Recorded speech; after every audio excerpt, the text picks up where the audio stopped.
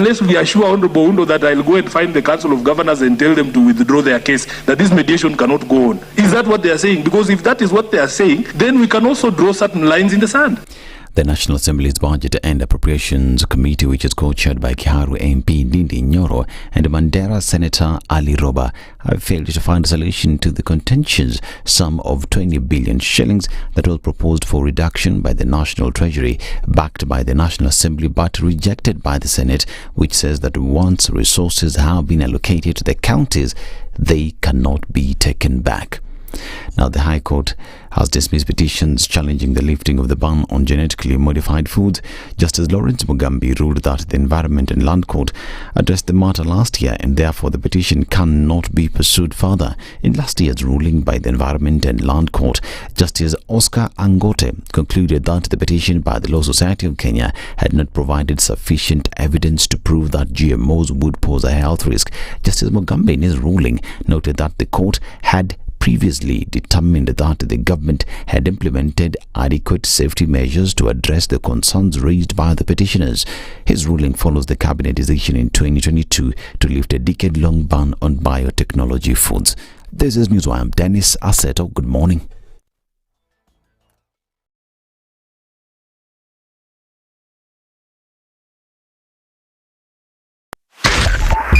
.5 SpiceFM, Kisumu. The following takes place from 6 a.m. to 10 a.m. every weekday on SpiceFM. Good morning, and I love your show. Thank you. Having come from a Kikuyu radio background, I migrated to Spice because of the content. I was born in a slum, but somehow I got a break in life. So sometimes when you see the sweating coming out because of the passion and whatever it is, behind the noise, there are people. And we share the same umbilical cord. It shouldn't be like that. I am so disappointed. We used to tell Honorable Raila Amolo Odinga that he's doing politics of conmanship. And even President Uhuru Kenyatta, serikali hii ndio iko na conmanship ya hali ya juu. You cannot promise people that you reduce tax, then you double. In politics, there is the issue of trust. For you to turn around and then stab the same people who gave you that trust, there is no other level of dishonesty. Na hii mambo utaona dunia tu. The Situation Room, Kenya's biggest conversation. You tune into Kenya's biggest conversation. My name is Ramanya. Amen. Amen. So 1 hour is over? Yeah. Oh yeah. Okay. It gets over. Can you imagine in 20 minutes. What the big boys have also done? I'm very proud of myself.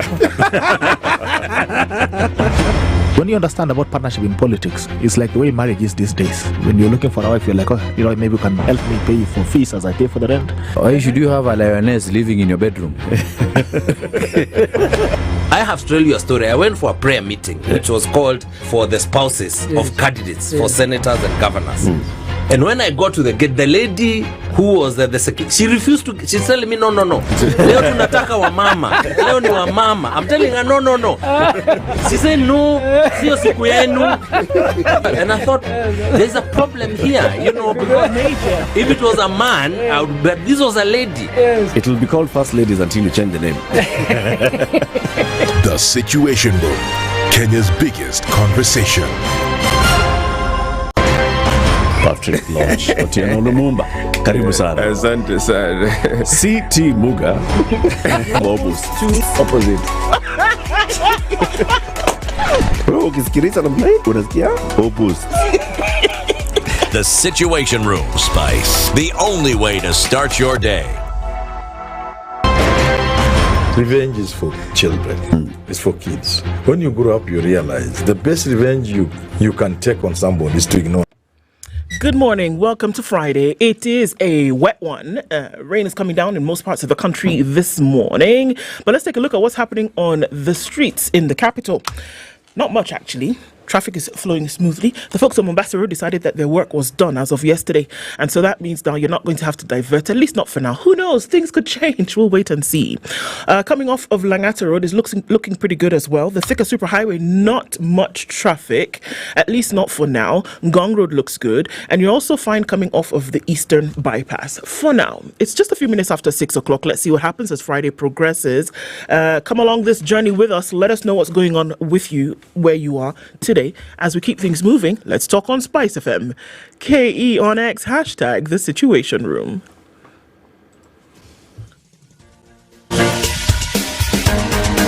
This is The Situation Room, the home of hard-hitting political commentary and penetrating insights about the state of the nation. This is a talk radio experience like no other. The Situation Room, a place for hard truths, debates, and elevated conversations. The Situation Room, witty, political, engaging, deep, controversial. In the room, we have C.T. Muga, researcher, academic, seasoned political observer, a fountain of wisdom in these politically uncertain times. Ndu Okoh, Nigerian by birth, Kenyan by choice, communications expert, Pan-Africanist, a truth seeker and believer in people power, and Eric Latiff, agent provocateur, the man in the chair, seasoned journalist, news hound, a man who believes in punching up, not down. This is The Situation Room, the only way to start your day. Yeah. Good morning. How are you doing? Welcome to Kenya's biggest conversation. This is The Situation Room. Mambo iko namna gani? Mambo iko poa kabisa. Today is what? Friday, the 8th day of November 2024. Ndu. Yeah. Otherwise. Poa sana. Yeah. Una otherwise? Sina. Are you otherwising? I'm there. Yeah. You're there. Yeah. I'm speaking in staccato this morning. Very good. City, is it a better morning for you today? Better? Yeah. It's a good morning. Yesterday you were perturbed. Was it perplexed? Perturbed. Yesterday I was actually... He had a lot of perturbations. Not perplexities. Perplexation. Bus. How is it today? Today I'm not as perturbed as I was yesterday. Yes, but... You've gotten some clarity. I've gotten some clarity, but it hasn't made me any happier. Yeah. Yes, what it points to is there's a lot that still needs doing and needs attention. Yes, because there are things which if you let them simply slip, they morph into things that are then become uncontrollable, and if you're not careful, it'll gobble even you up. That is very true. Yes. My computer is not working, guys. You're speaking so many profound Just slap things. the thing. What's the problem, City? Nini mbaya bwana? My antenna, my lived experience is whenever I see something that is off, I don't ignore it. I don't ignore it because these things have a tendency of acquiring a life of their own, and that's the thing that I fear. Kweli ya maneno. Yes. What does it chukua life? Iwe to life, eh? See, it's their own. Right. As long as they don't take yours. They might head towards me, that's the problem.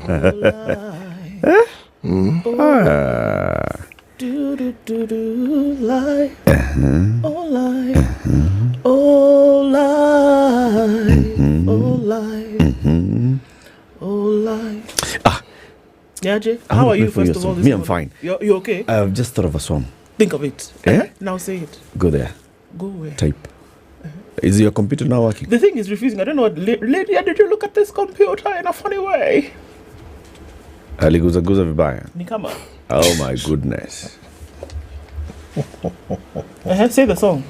Eh? Say the song while we are still here. Umeingia YouTube. Nakuja. Pole. Bas. Hoist the colors. YouTube. No, the name of the song. That one. Huh? That one. Hoist the colors. Oh, Hoist the Colors is the name of the song. Hoist. Woo, okay. Hoist. Yeah. Song that hoist. Hoist the colors. I'm moving Hoist the Colors, deep voice. Pirates of the Caribbean. The bass singers. By the bass singers. The bass singers. This one. That one. Oh, it's those guys. That one. That one. That one. Will it play? we pray to the Lord in heaven that it will play. If the computer can just agree to help my life. Imeenda. Bas. Inakuja. Imeenda. This computer is moving in backward motion, not even slow motion. Yeah. It is perturbed. Today, it's the computer that's completely perturbed. When things are not in motion, they will get into motion and they will get the life of their own. I've done all this work. We have to listen to this song today. We will not do anything else. We must listen to this song today. I have refused to fail. You do like that, pause it, let it download. Let me first tell you what we shall discuss today. Senior, as we do all that, we buy time for the thing to do the thing, right? Aya basi, wacha tu download kwanza basi kidogo. Sasa, today at 7 a.m. we shall talk golf. Golf. City, do you play golf? You huraga golf? Asha.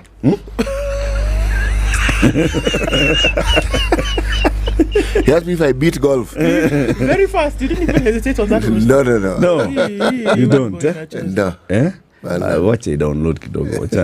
Watch he posed to. So now we'll have two ladies who are very, very big on women's golf, promoting financial literacy on and off the course. Okay? They will come here, tell us about clubs and balls and the lawns and the greens. Beth Mudui is the director for consumer banking at SBM Bank, and Regina Kashora is the lady captain at the Muthaiga Golf Club. The two ladies come in at what time? 7 a.m. 7 o'clock. Yes. To a game of golf. At 8 o'clock, we talk about addressing child hunger and empowering farmers. What Food for Education has been doing. You know Food for Education? Yes. These are the guys who were partnering with the Nairobi City County government with the Dish in a County program. So they're the ones who are running the kitchens, they're the ones who do the supplies, they've worked on the nutrition, and they do the deliveries. Right? Shalom Ndiku is a policy, legal, and sustainability expert at Food for Education. He'll be joining us at 8 a.m. to talk about that and children. Then at 9 a.m. will be our Health Friday conversation. Dr. Mahmoud Merali is a consultant medical psychologist at the Aga Khan University Hospital, Nairobi. Substance use in teenagers. That is what we shall discuss. Substance use in teenagers. Yes, just to make sure that the teenagers are not teenaging like that with substances. And then what happens? So those are the conversations for today. So mute the live stream. And then unmute the other one, and then we see if the thing has decided to thingy. Has the thing thinked? You would have just allowed me to play it that time that I wanted to play it. You see now it has gone. Man. Don't worry. 9 o'clock. We can play this thing. It's taking its time. Tell it time. We go back. Yeah. Sasa hapo hakuna signal. Iko hapa hakuna. I don't like this kind of thing. When I want you to relax and put pause. Hebu cheza nayo. Nimejaribu ninakataa. Cheza nayo. Ninakataa. Sasa zingine hali. Sasa zingine nakataa. Jack iko hapo lakini Jack ndio cheza. You know this miming that is going on here is okay. But yeah, let's do this. It's 18 minutes after 6, eh? You do those things. Tell us about the weather. Sawa? Yeah. This is the Situation Room. The only way to start your day. The weather with SpiceFM. Nairobi, mostly cloudy conditions, otherwise known as raining. We'll see highs of 23 and lows of 15. We're looking into partly cloudy Nakuru at 13 with highs of 25, and we'll see highs of 23 in a partly cloudy Nyeri at 16. It's 14 and clear in Eldoret this morning, highs of 24, and we'll see highs of 32 rather in what will be a mostly sunny Mombasa at 25. It's partly sunny already in Malindi, going to highs of 32 and lows of 26. Cloudy conditions at 18 in Kisumu Kisumu with highs of 30, and we'll see highs of 29 in a clear Kakamega at 16.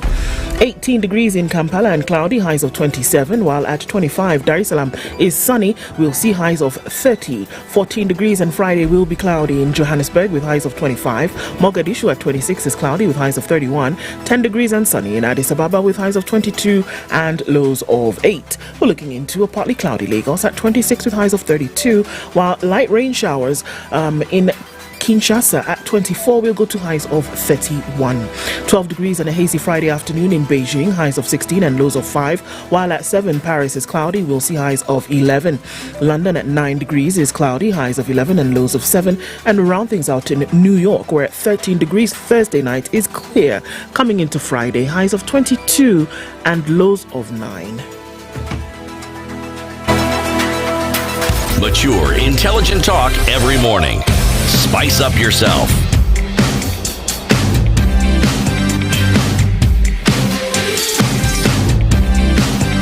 Mornings done right.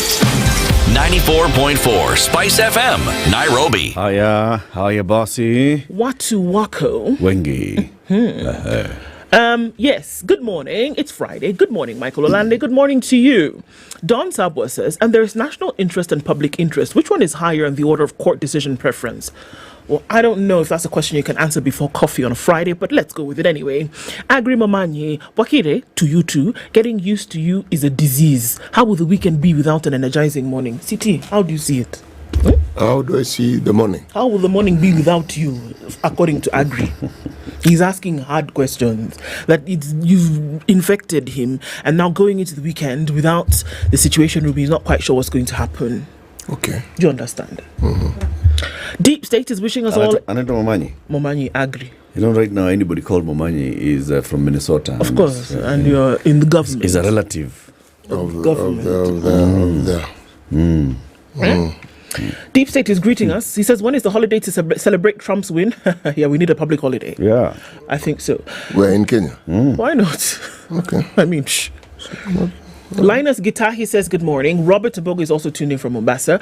Raphael Kige says good morning. Indeed, we're living in a man-eat-man society. Salams from Naivasha. It's Furahi Day. Let's bang the drum for the weekend. Looking forward to another day of an interview. You guys are doing a great job. Well, thank you, Deep State. Jambo Kenya, Jambo Team Spice. Do you know Baba Na is in Addis, says Douglas Kibogong. Okay. Baba Na Nani. Just take it like that. Sawa. Desmond, we see you. Good morning. Ian Jomo says good morning from Nyeri. Good morning to you. Sir George Gashoyeri says happy Furahi Day. Deep State says he hopes that next week CT will cover Equatorial Guinea in honor of the new star. Allow me to clear my throat. Good morning, Team Spice. Give thanks to the Lord for his good. It is a good day indeed. Tuned in from Lower Lavington. You know where Lower Lavington is? Zawa. George Okoh is greeting all of us watching live from Miami, Florida. Good morning to you. Alan Gakuru is greeting us as well. Alex Chaboy is tuning from Doha City. Musi Els, good morning. Good morning to you. Deep State is saying, why does diaspora have to tell us where they are located? Because we want to know where they're tuning in from. You tell us where you are. Even you, Deep State, where are you located? You know, it's possible that you are somewhere, in the North Sea, and you're not telling us. Surely. Pap D says, Sindeo, tell us where you are, Deep State. Ndu, tell Eric that Gor Mahia in 1987 Mandela Cup legend Tobias Juakali Ochola, head coach, Gans KU 2002. Okay, he has just now gone on. But in other words, he wanted to know. Nani sasa? Pap D na zile stories zake. Ameanza. So anasema nini sasa? Vitu mob sasa. Okay. KU, Ochola, Mandela Cup 1987. Chukua hizo, mix it up. Mix them. Who hired Professor Ishwani? He? Ochola head coach. He was hired by Prof. Shiwani. He was completing his PhD and has a master's HR management and administration. Juakali. Sijui sasa mimi. Oh. I don't know. Oh, it's mix them, gather them. The Juakali, Tobias Ochola Juakali. Okay. Okay. Good morning, Kenyan Africans. So to you Kenyan Africans, you've been greeted. Margaret Wadjo, he says, good morning. How are you? Let's continue the great conversation. Thank you so much for being here. Salam Suba Wangasan. Good morning, Hussein Ali. So many of you tuned in this morning. Cliff Ombachi, Jakawere, Daughter of Africa, we see you. The People's Observer, you're waiting. Okay. Anthony Akaburu, Ahmed, and Benson Ogogo. Good morning, everybody. Karibuni sana. Asante sana, asandi sana. Siti. Haya basi. Haya basi. Final proverb from the Democratic Republic of Congo. Yes, Say it in French, just for my pleasure. No, my French is limited. Very limited. Bonjour. No, the name of the country. That one I can tell you. That one I can tell you. That one is not a problem. No. Sauriako ni. Yeah. Yes, that one I can tell you. République démocratique du Congo. Voilà. That one I can tell you because I'm reading it. You see voila hiyo imeingiana? Umesikia hiyo voila imeingia mahali pake? Voila ni voila. Right. Imitating things led the frog to have his ears cut. Imitating things have his ears. led the frog to have his ears cut. Oh, ears. Maskio. Bas. Yes. Ears. The ones you use for earring. That also have an earring. Yes. Oh my goodness. Oh, sure. Anyway. Headlines, please. I have to tell you what Mzalendo says. He said, Ndu, you look gorgeous, and I'm watching you from CT's favorite state in the US. CT, please say it. It starts with the P and ends with an A. Pennsylvania. Oh, you think I was going to mix it up? I thought you were going to mix them, gather them. Zalendo, thank you so much. On the front page of the Standard this morning, abductions. Police. Sorry. Let me start again. Abductions puzzle as police say it wasn't me. Police is saying abductions. No. We have absolutely no idea. What? Even we are just as shocked as you are that people have been abducted in this Kenya, where we are. We are as incompetent as you are. The identity of people. Somebody said frogs don't have ears. Frogs do have ears. You just see. That's what the proverb is saying. That is exactly what the proverb is basically insinuating. That frogs don't have ears. Brian, what's that? To let down. Stay with us, man. How was it? Sure. The identity of people behind the recent spate of abductions, which has angered Kenyans and drawn condemnation, was thrown into a spin yesterday after top police bosses led by IG Douglas Kanja denied that before MPs that police officers had anything to do with it. The question is, so who is behind the brazen wave of injustice on Kenyans? Allah. That's a question that then must be answered. Yes. Okay, looking at other headlines, sex pest held for filming children, as they should, even worse. A suspected pedophile who filmed himself sexually assaulting several children and storing the recordings on his mobile phone has been arrested. Police say the suspect, aged 42, also filmed children getting undressed and sold the material online to sexual predators. I'm telling you people that the world is ending. I'll give you that story. Senators clash with MPs over county billions. Surprise, surprise. Raila's AUC chair campaigns enter its crucial phase. Former Prime Minister Raila Odinga, who fancies his chances of replacing outgoing Chadian Musa Faki Mahamat as African Union chairman, formally begins his journey in continental politics today with the launch of his bid at the body's headquarters in Addis Ababa, Ethiopia, stepping up a gear campaigns for the seat that falls vacant in February 2025. So now it becomes proper. Safaricom profit hits 48 billion shillings. Do you know what profit is? After you've spent, you've paid rent, you've paid salary, you've done everything. This is net profit. Net profit hit after tax 8 billion. Yeah. Wow. Trump fears and hopes of Kenyans in the US. US Vice President Kamala Harris gave a defiant concession speech following Donald Trump's presidential win, even as Kenyans in America laid bare their wishes. We'll look at that as well quickly. On the front page of The Nation, Ruto is the story. Loans. MPs give Ruto a blank check. You want to spend money? Don't worry, we got you. Carte blanche. The government is seeking a free hand to continue borrowing beyond the legal debt ceiling of 55% of the gross domestic product. As part of new proposals sponsored by National Assembly Majority Leader Kimani Ichung'wah, the National Treasury has proposed extension of coming into force of the debt threshold as a percentage of the GDP to beyond 2028. Do you understand? Do you understand? Okay, look at the details. Wanataka tu pesa. Wanataka tu pesa. Bottom Na hata kama it's going to be more than 55%, wanasema hakuna shida, tutakupea. But how does that work out really? It just happens. You can ask whether it's above board. You can ask whether it's within the law. No, the law and everything is... But let's look at it later. We'll look at the story later. Yes. MPs allege evidence tampering in 16.5 billion shilling edible oil scam probe. That continues. State promises to promote primary head teachers. So they said they want to be principality. No, sorry. They said they want to be principal. CS Ogamba says, no, hala. And again, looking at this story of how the police boss said abductions. We don't know. The Business Daily, private sector pay falls for the first time in over 30 years. Even during COVID time, private sector pay did not fall. These are lies.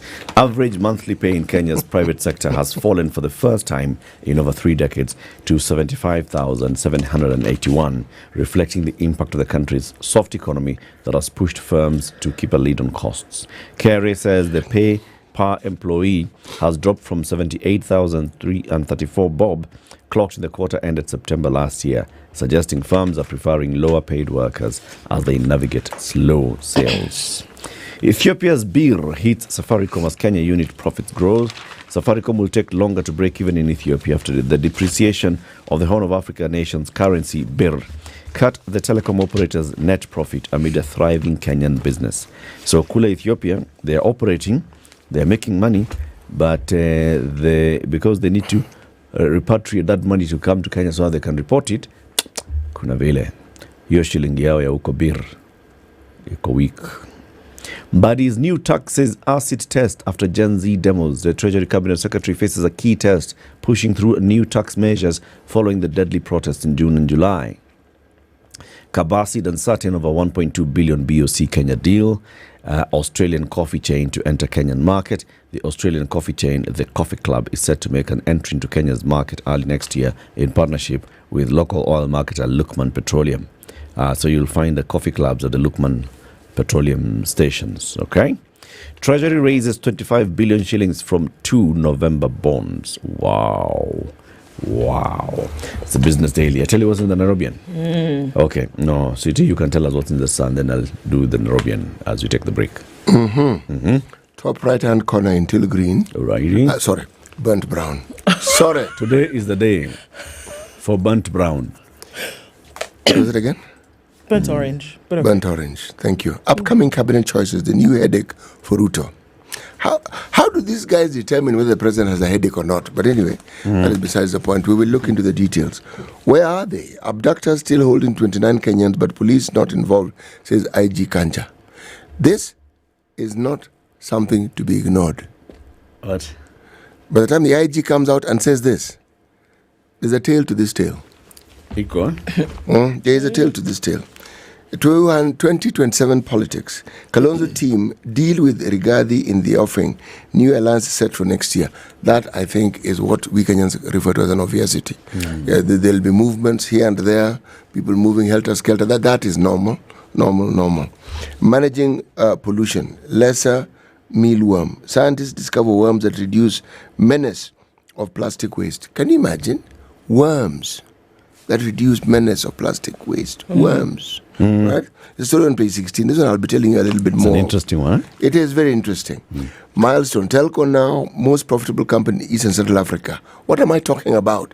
I'm talking about the story that is bang in the middle of the paper. Very good. History as Safaricom makes 37 billion Kenya shilling profit.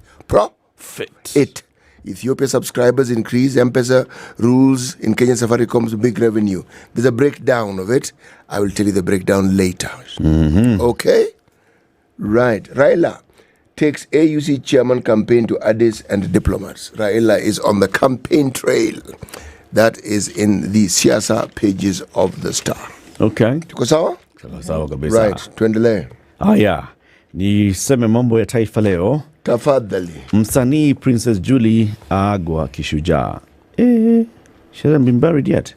No. Maelfu wampa buriani mwanamuziki maarufu wa Benga Lilian Auma, maarufu kama Princess Julie.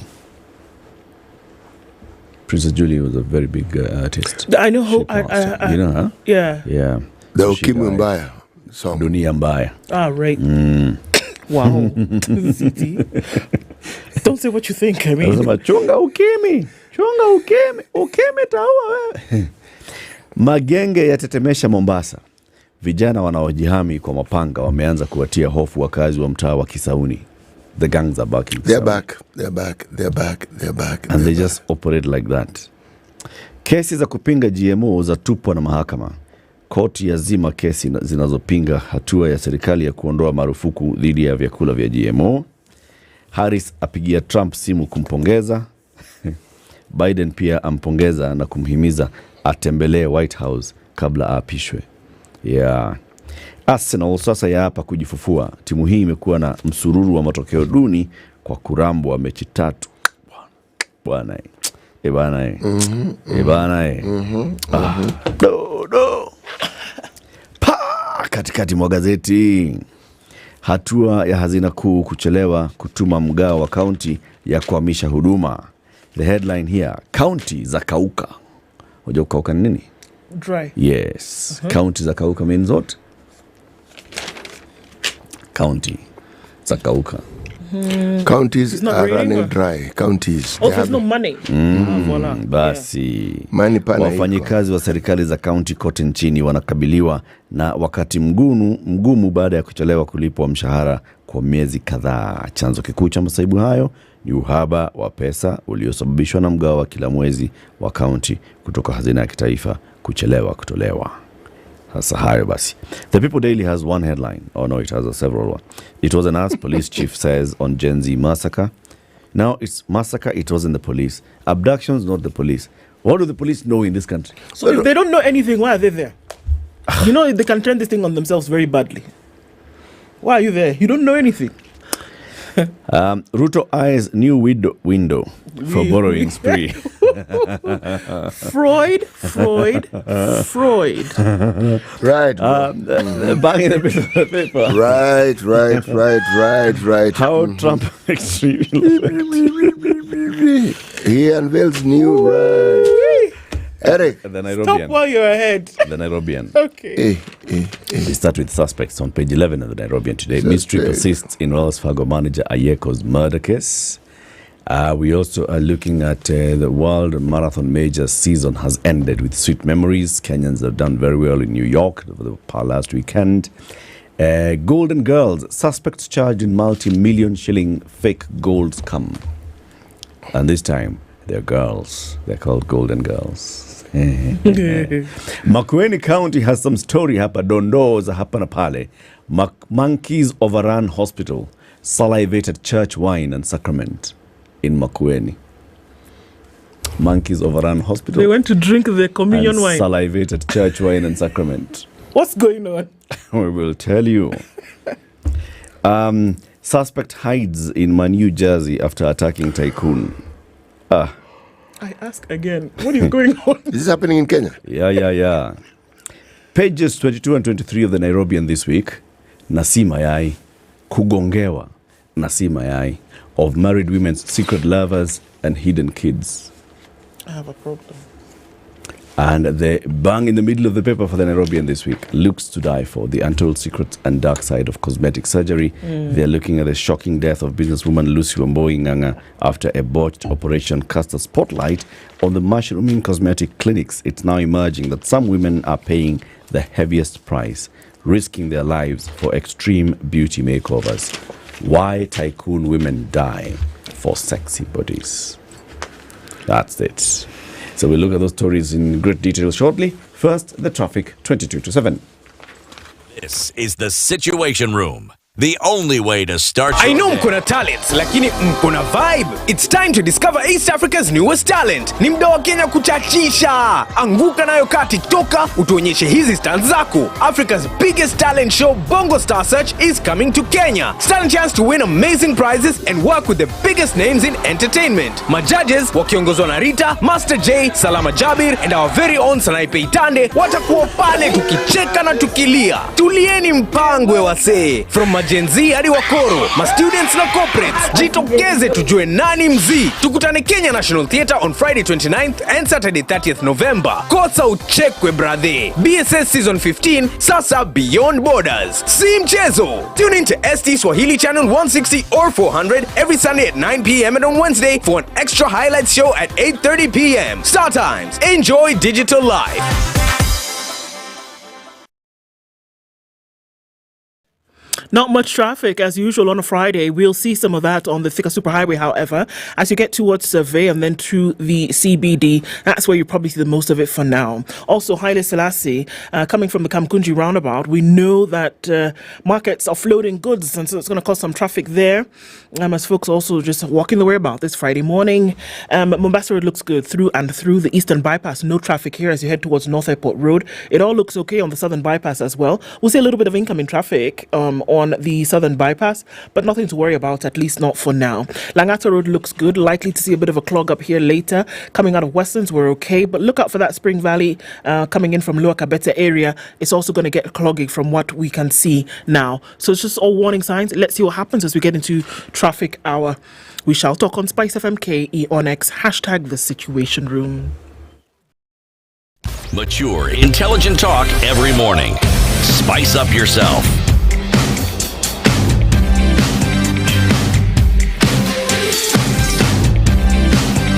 Mornings done right. 94.4 Spice FM, Nairobi. Hiya. It's important to highlight some of these stories, as gruesome as they are. And so I want to look at this one particularly. And then also, a warning for us to, take care, watch out for our communities and our children. A suspected paedophile who filmed himself sexually assaulting several children and storing the recordings on his mobile phone has been arrested.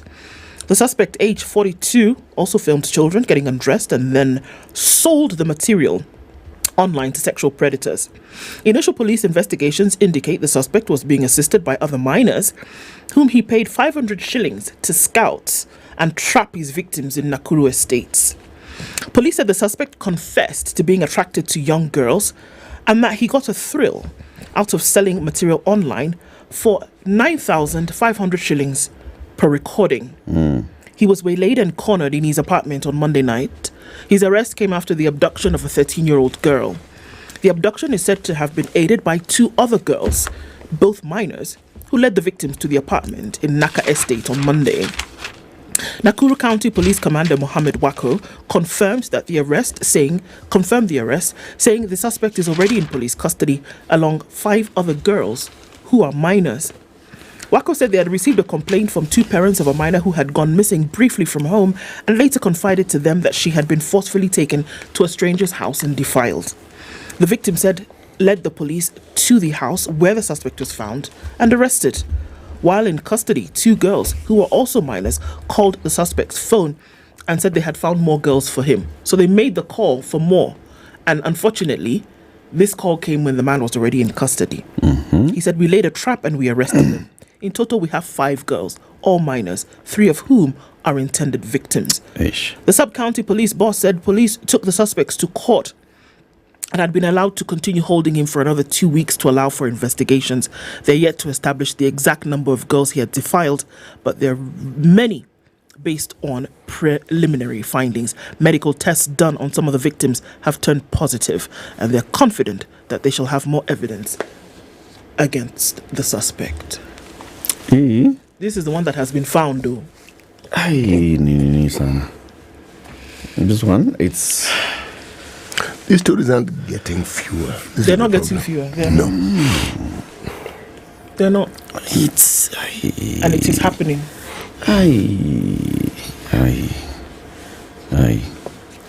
We have a mental health issue in this country. It has been certified by experts. The government has it on record that mental health is a crisis in Kenya. But will the government listen? I think that's where the mental health issue begins. Those who should listen have a problem, so they don't listen. Hey. When something this blatant and this obvious is before your very eyes, and you seem not to notice, or you seem not to care, or you seem not to even make an effort to do something about it, would we be wrong if we said there's something wrong with you? You have an entire ministry that is full of all manner of people, thoroughly educated, well versed in these matters, and yet we do not hear, beyond the platitudes, you don't really hear of a concrete plan to deal with these problems. Then there are those who are supposed to ensure that these children are safe. Again, we have ministries that deal with these things. And there are people who are paid salaries to ensure that these things happen. It's not a question of this one slipping through the cracks. No. This seems to be something that we're dealing with as though it's normal. It's like someone saying, you know, the cows produce milk. Okay? How?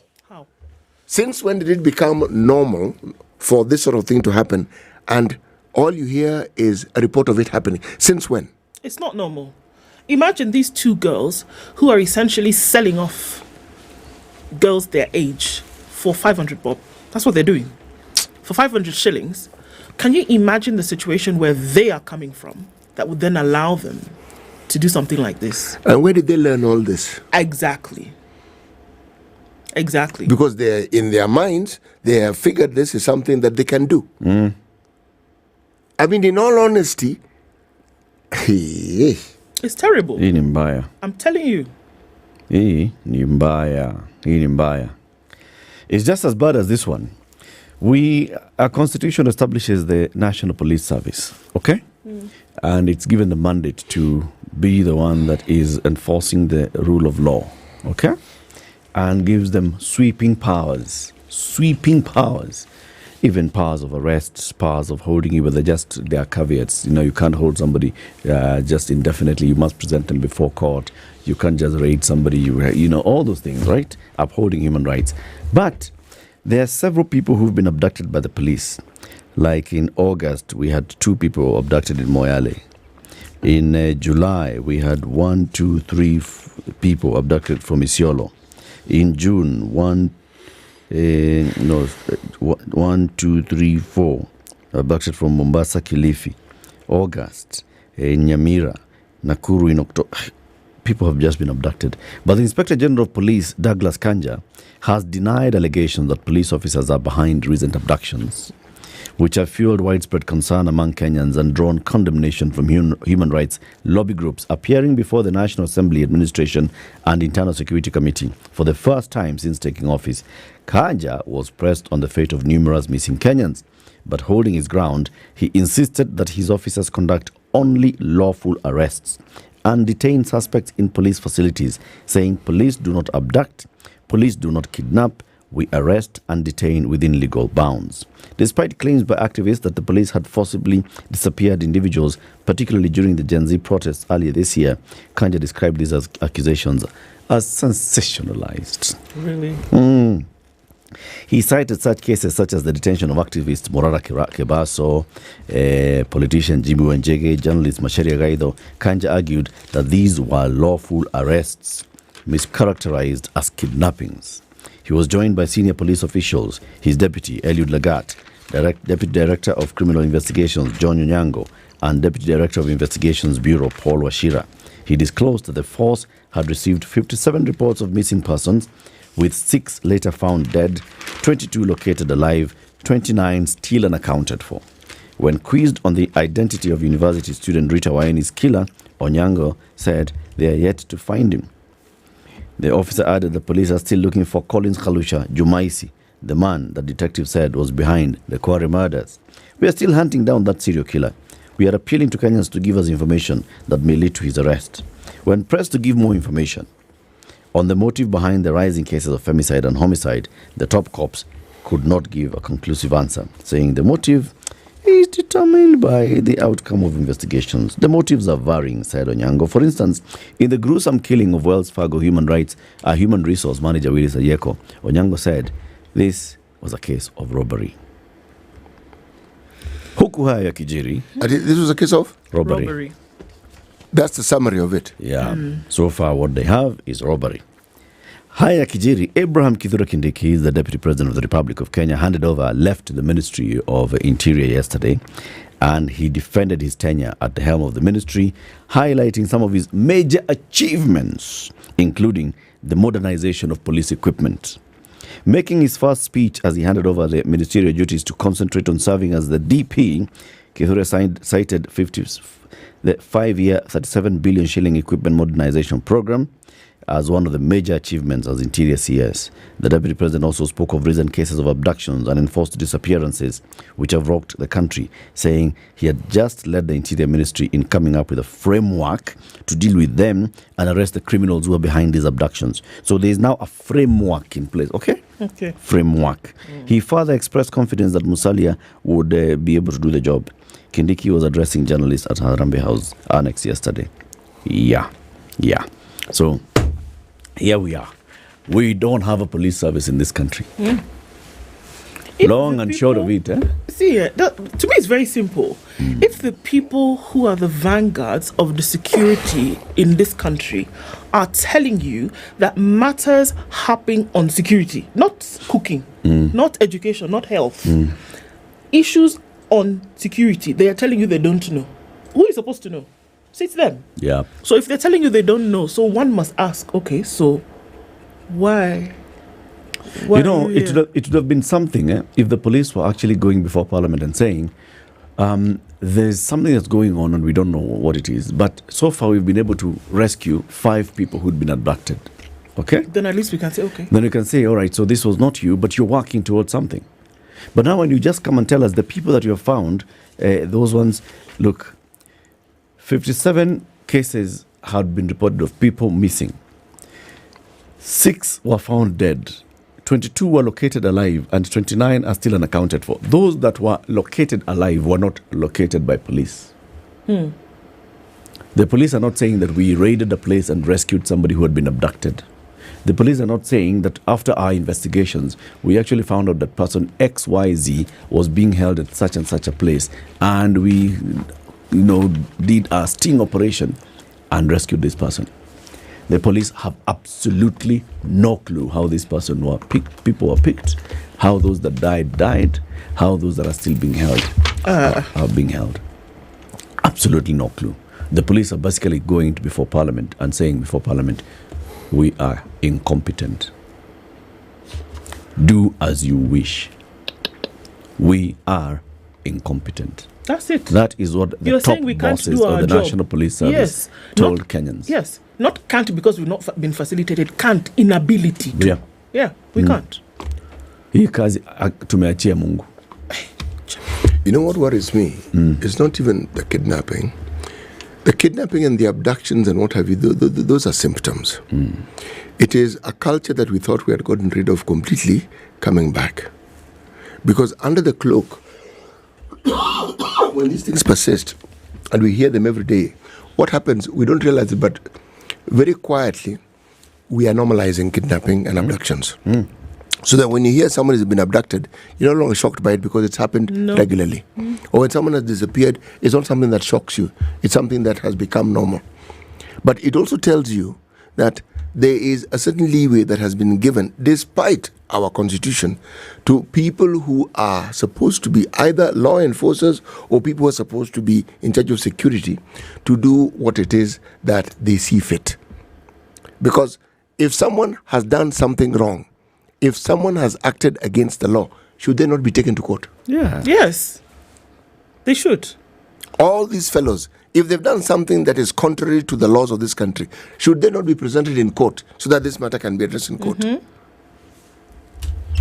How do you normalize the process of ensuring that people who appear, and unfortunately many of them are students, but they appear to have been people who said something that is considered to be against the government or behaved in a particular manner? But what do you mean against the government? Did they break the law? Forget this against the government story. Did they break the law? And if it is, what law did they break? Police are saying, we are not even saying that they broke the law, we just don't know how these people Now you see that one We don't now. know anything. As Lou put it earlier on, that is even more shocking because it tells us that two things: either they know who is doing it, but they will not say, or they cannot say.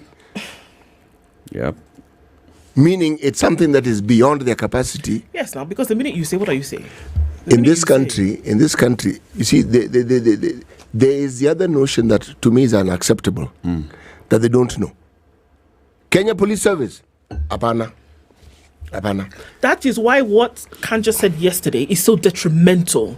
Because if you say we do not know, it's detrimental to the entire being of the service. Yeah. That is it.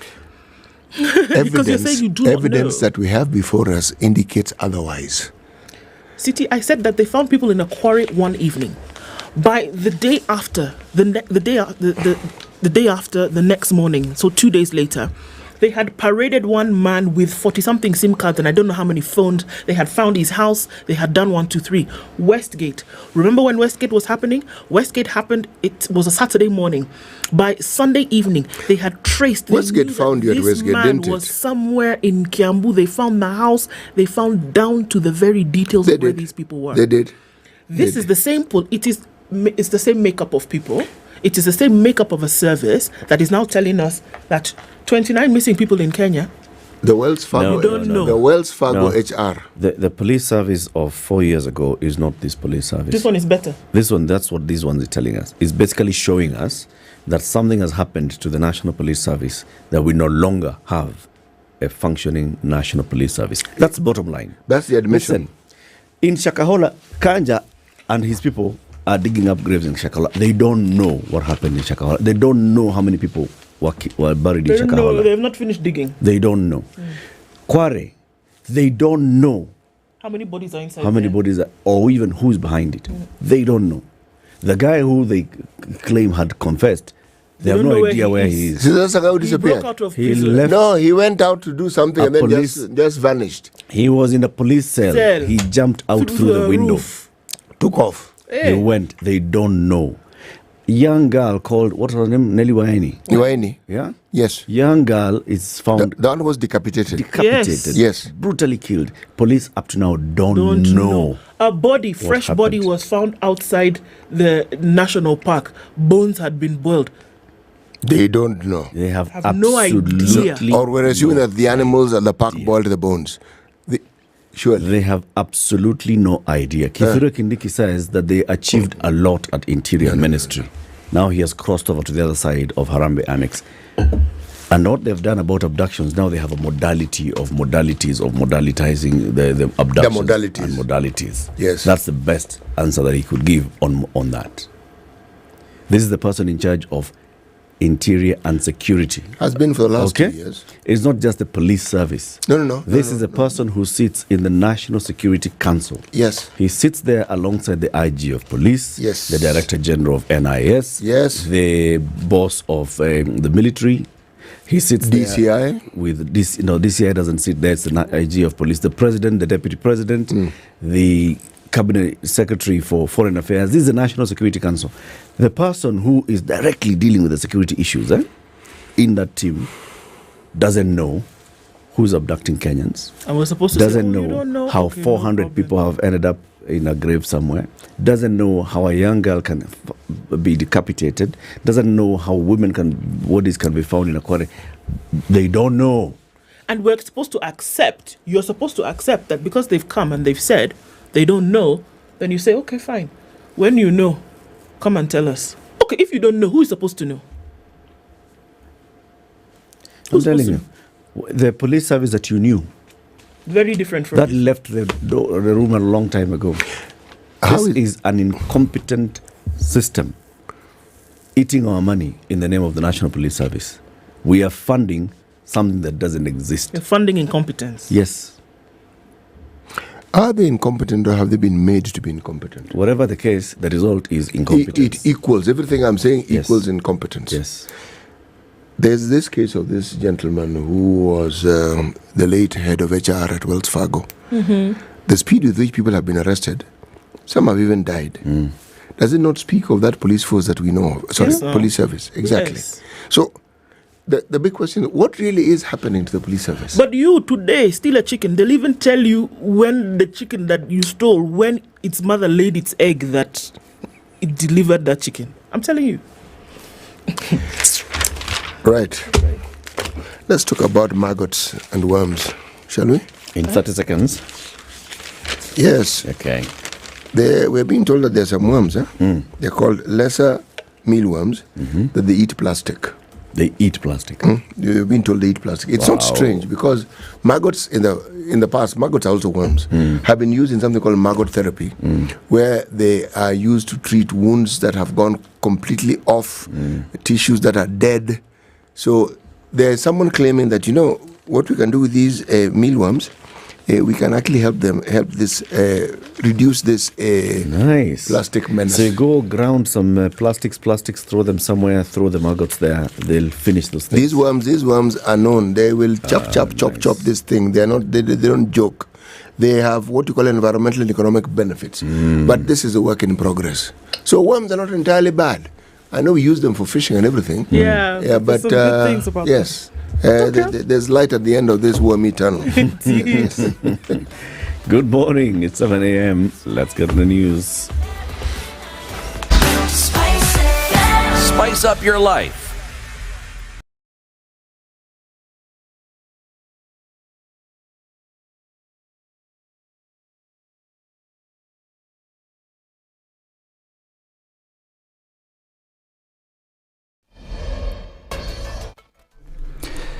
Good morning, this is Newswire. I'm Dennis Aseto.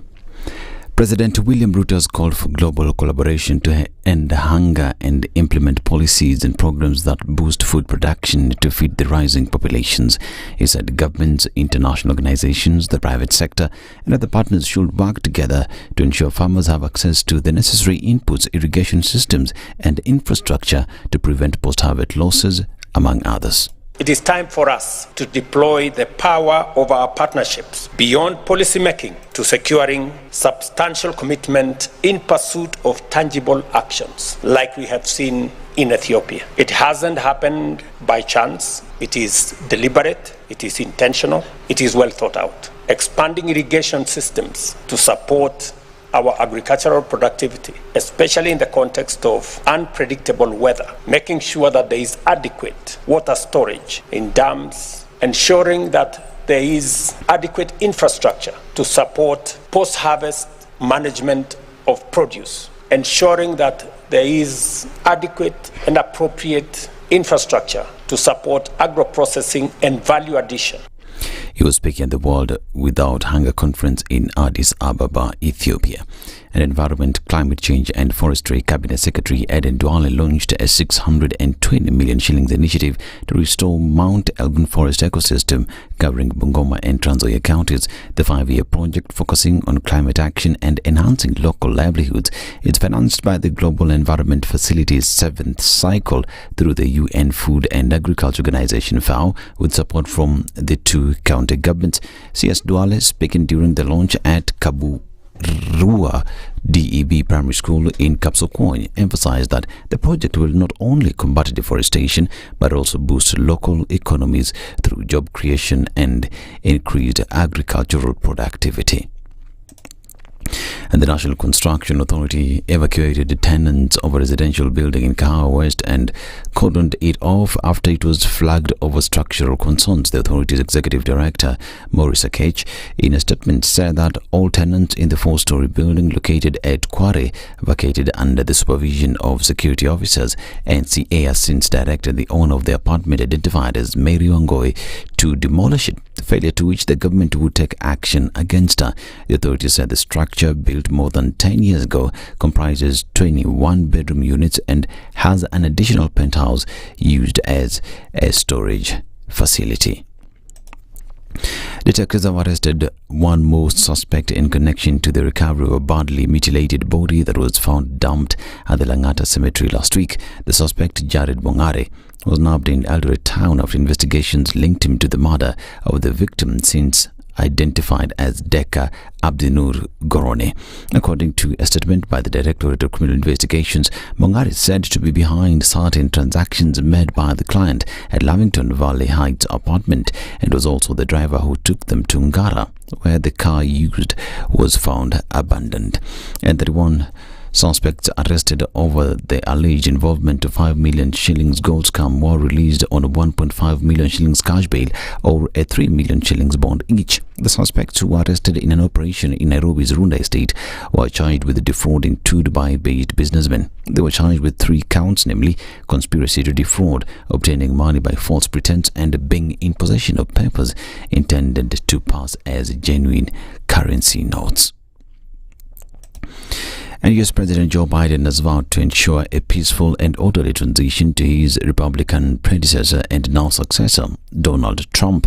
Biden also saluted Vice President Kamala Harris as a partner and a public servant who ran an inspiring campaign after he dropped out. His first public remarks after Tuesday's election in the White House Rose Garden came as Democrats in Washington began seeking someone to blame for Harris's large loss to Trump.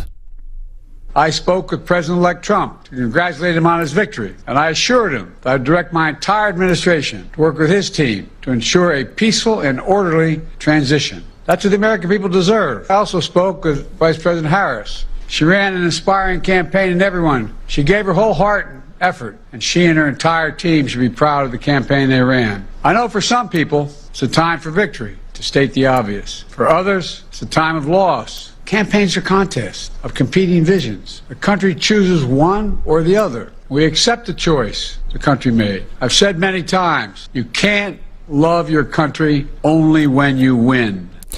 This is Newswire. I'm Dennis Aseto. Good morning.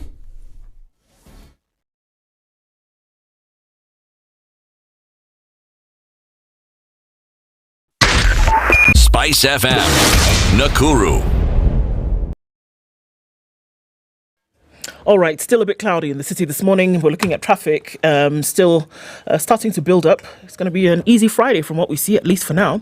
On the Thika Superhighway, traffic is building from Garden City going towards the Allsops Junction and then out beyond Survey. We have some traffic there going to the junction between Murang'a Road and Wangari Maathai. Murang'a Road has some traffic as you approach the Globe Cinema roundabout. That's going a little bit slowly, but it's not too much to worry about, at least not for now. Haile Selassie, in and outbound, traffic there. Jogo Road is busy, but Landy's not doing too poorly right now. We're going to keep an eye on all of this. Outer Ring, just a little bit of that. And Kangunda Road, as usual, will have some traffic. It's starting to build on the Eastern Bypass as you get towards North Airport Road and then onto Mombasa Road through the Cabanas interchange. All of this we're going to watch and see what happens as we get into traffic hour, which is coming fast. Let's talk SpiceFM KE on X, hashtag the Situation Room.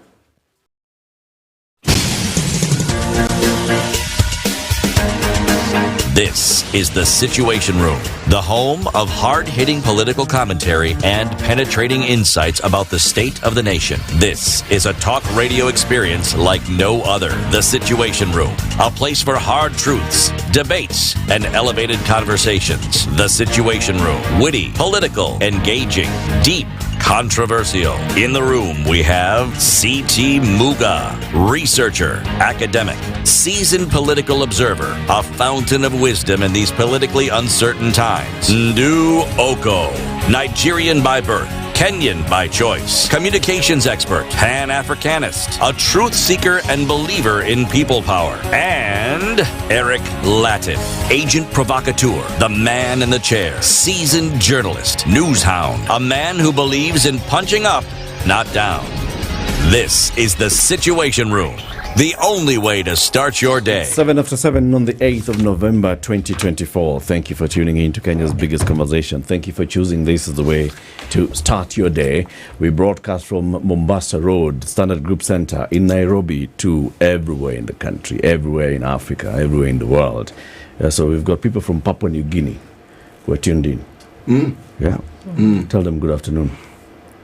Good afternoon to you. Yeah, okay. For purposes of conversation, let's say good afternoon. And say good evening to those who are watching us from the Pacific West Coast, right? And everybody else in between. Yes. Karibuni sana. Tomorrow is Saturday, City. It's the 9th of November. Yes, it is. And we've been talking about something happening on the 9th of November for the last 1 week. There'll be very many things happening, but the thing I want you to pay attention to is the official study in Ireland Fair. Now, this fair will be taking place at the Gallant Mall in Parklands, okay, from 9 a.m. to 1 p.m. Now, we were told yesterday the 1 p.m. closure is not too strict. Well, depending on how many people come and those who are willing to or who wish to be informed. But let me tell you a little bit more about it. One, in order to attend this fair, you need to register. Yeah. And to register, you need 3 W's. .cradle.com. Okay, www.cradle.com. Yes, that one. And the registration will enable you to get entry and an invitation to the fair. Now, why the fair? How much is this registration fee? It's free. Everything is free. Okay. Free, meaning you don't pay anything. Yes, except the deduction of the bundle that you use to actually do this whole thing. But beyond that, it is free. It's all free. It is free. Very okay. There are 3 reasons why you should attend the fair. One, you will get direct access to top universities. What this means is there will be representatives of the universities that I'm going to mention there. And they will give you all the information you need to know about the university. But over and above that, they'll also tell you about the career opportunities that exist in Ireland. Now, many people may not know this, but if you're talking about Europe and you're talking about some of the bigger industries that you have in Europe and the world, they're nestled in Ireland. Ireland is a preferred choice for many headquarters of big industries in Europe. Lastly, you will get advice on visa matters that relate to how you can get to Ireland and what you need to do that. But please, register. Very good. Yes. Very good. Our first Friday conversation is going to be about the weekend and some activities around this weekend, women's golf. And we're joined by 2 ladies. Regina Gashora is the lady captain at the Muthaiga Golf Club, and Beth Muthui is the director for consumer banking at SBM Bank. Regina and Beth, good morning. Good morning. How are you? Very well, thank you. Welcome to the hot seats of the Situation Room. How does it feel, Beth? Feels good. And Beth, how does it feel? Bright and lovely. Very good. See?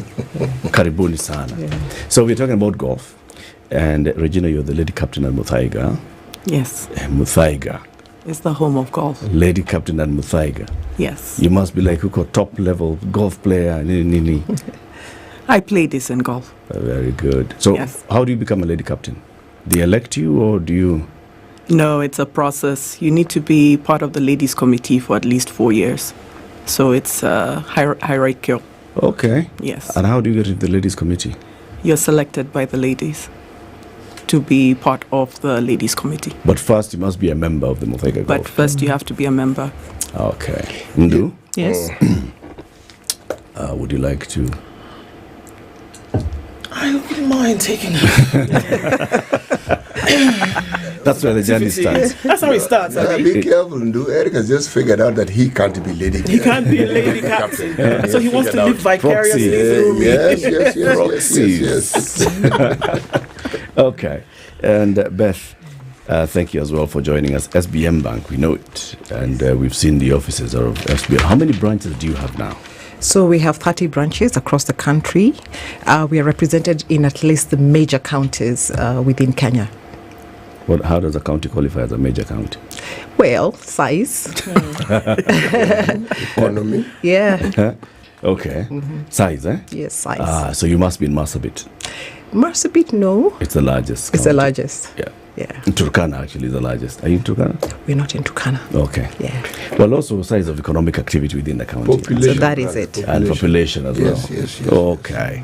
Very good. We'll talk a lot more about that and how this bank also then supports financial literacy across board, so people get to understand more. But first, CT will welcome you with the day's proverb. Just listen to him. He goes to an African country every week.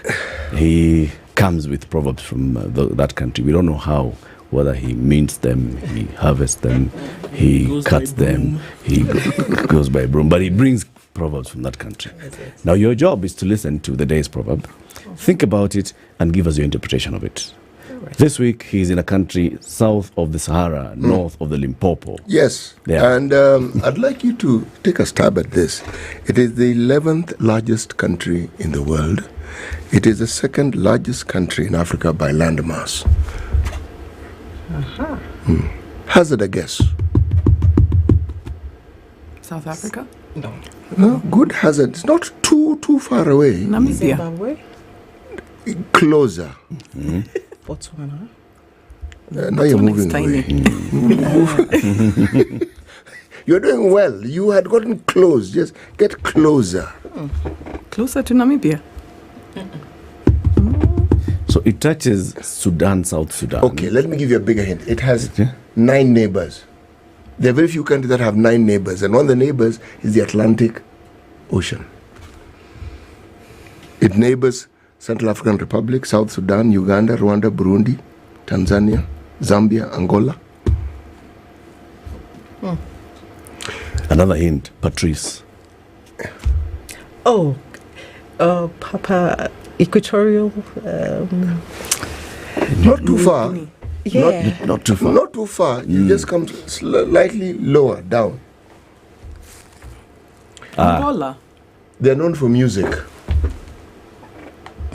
It's not Angola. that Kenyans like. Congo. And it's not Zaire. Congo. Aha. Congo. See.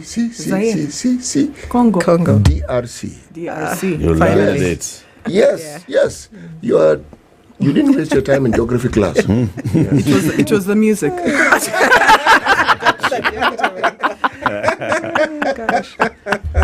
You did well. You did very well. What's the proverb?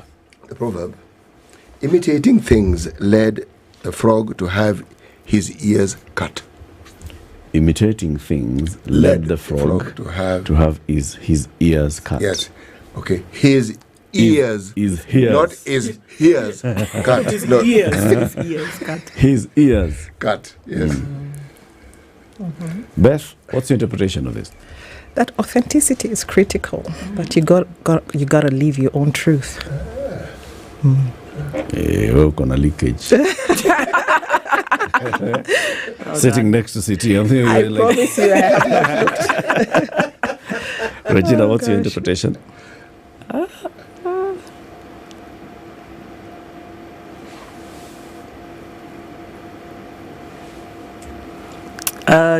Gossip can get you in a lot of trouble. It can also give you very juicy information. Gossip can keep you relevant. In the know. Yeah, you're the source of news. You just gather gossip and spread it. Okay, let's start by talking about the golf. All right. Why golf? I mean, you play a decent golf. Yes. When did you start playing golf and why? My pathway to golf is not traditional. I started golf because my daughter started golf before me. So my husband had been trying to get me to play golf for 10 years, and I said no. And when my daughter started playing golf, I decided to join her. So non-traditional pathway to golf. So why did you start? Jealous? No, why would I be jealous of my daughter? Daddy-daughter relation. I mean, like this one, he is taking the daughter now to golf? No way, I'm going. She was good. She was really good, and I wanted to take her to the highest heights of golf. So I needed to understand the game. So that's why I started playing golf 6 years ago. What sport did you actually like? Because you must have liked some sport. I liked all sports. I was that kid in high school. If there was sports and there was a roster, I put my name on it.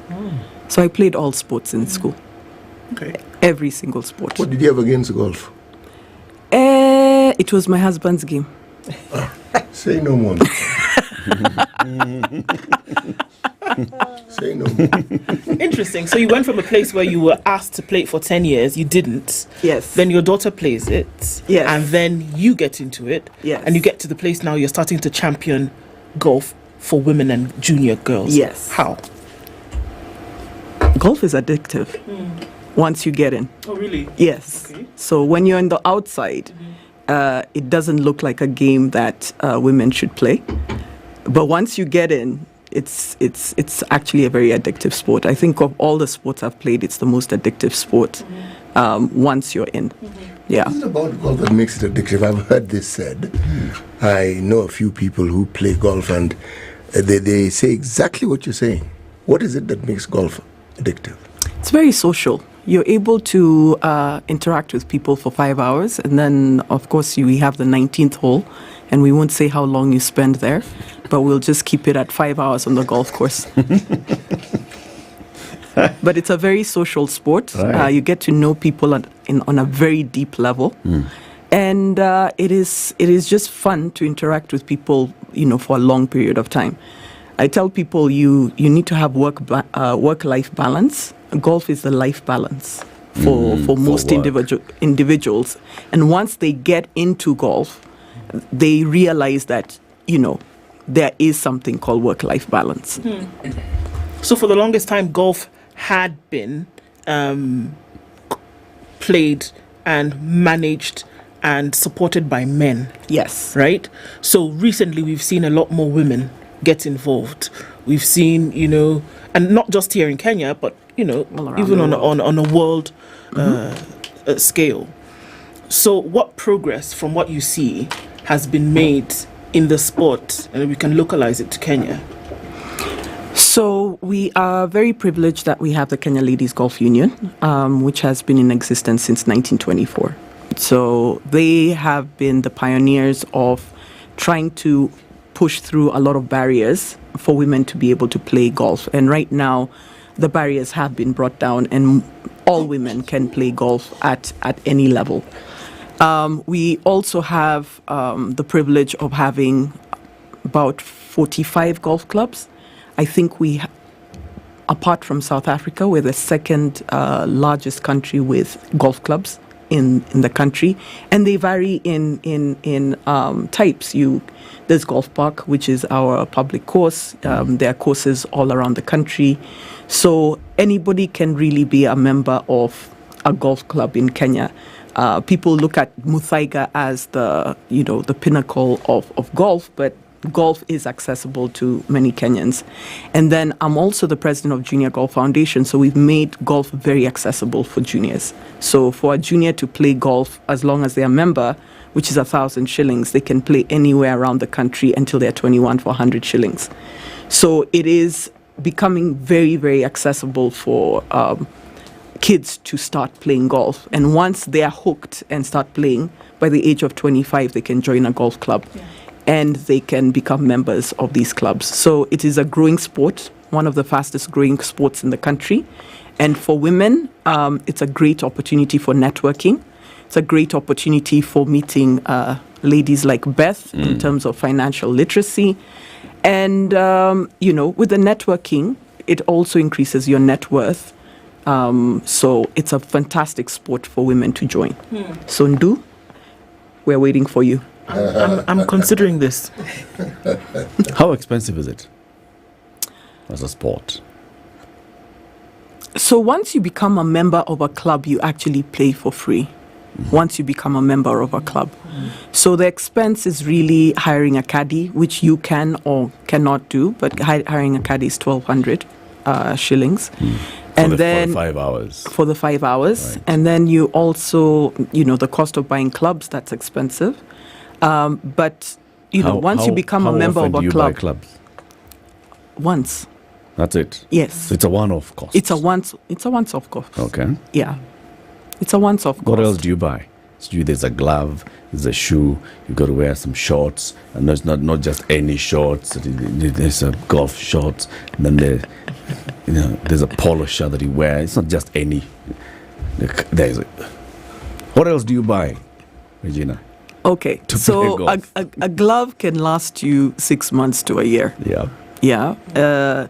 I think your biggest expense is going to be golf balls. Especially if you keep losing them. If you keep losing them. So when you start playing golf, I think that's your biggest expense. Yeah. But once you get better, you keep more of your golf balls, so it becomes a more reasonable sport. Right. So it starts harsh, but it gets better. Okay, so Beth, for the folks at SPM, why, to put support behind anything would have taken a lot of thought, of course. Why support golf? Why put support as a financial institution behind golf? All right, so let me start by saying that the reason why this year was of keen interest to us was because we have this competition, the lady tournament, and we have a huge thing around supporting women in business. So I'll tell you how it all ties in.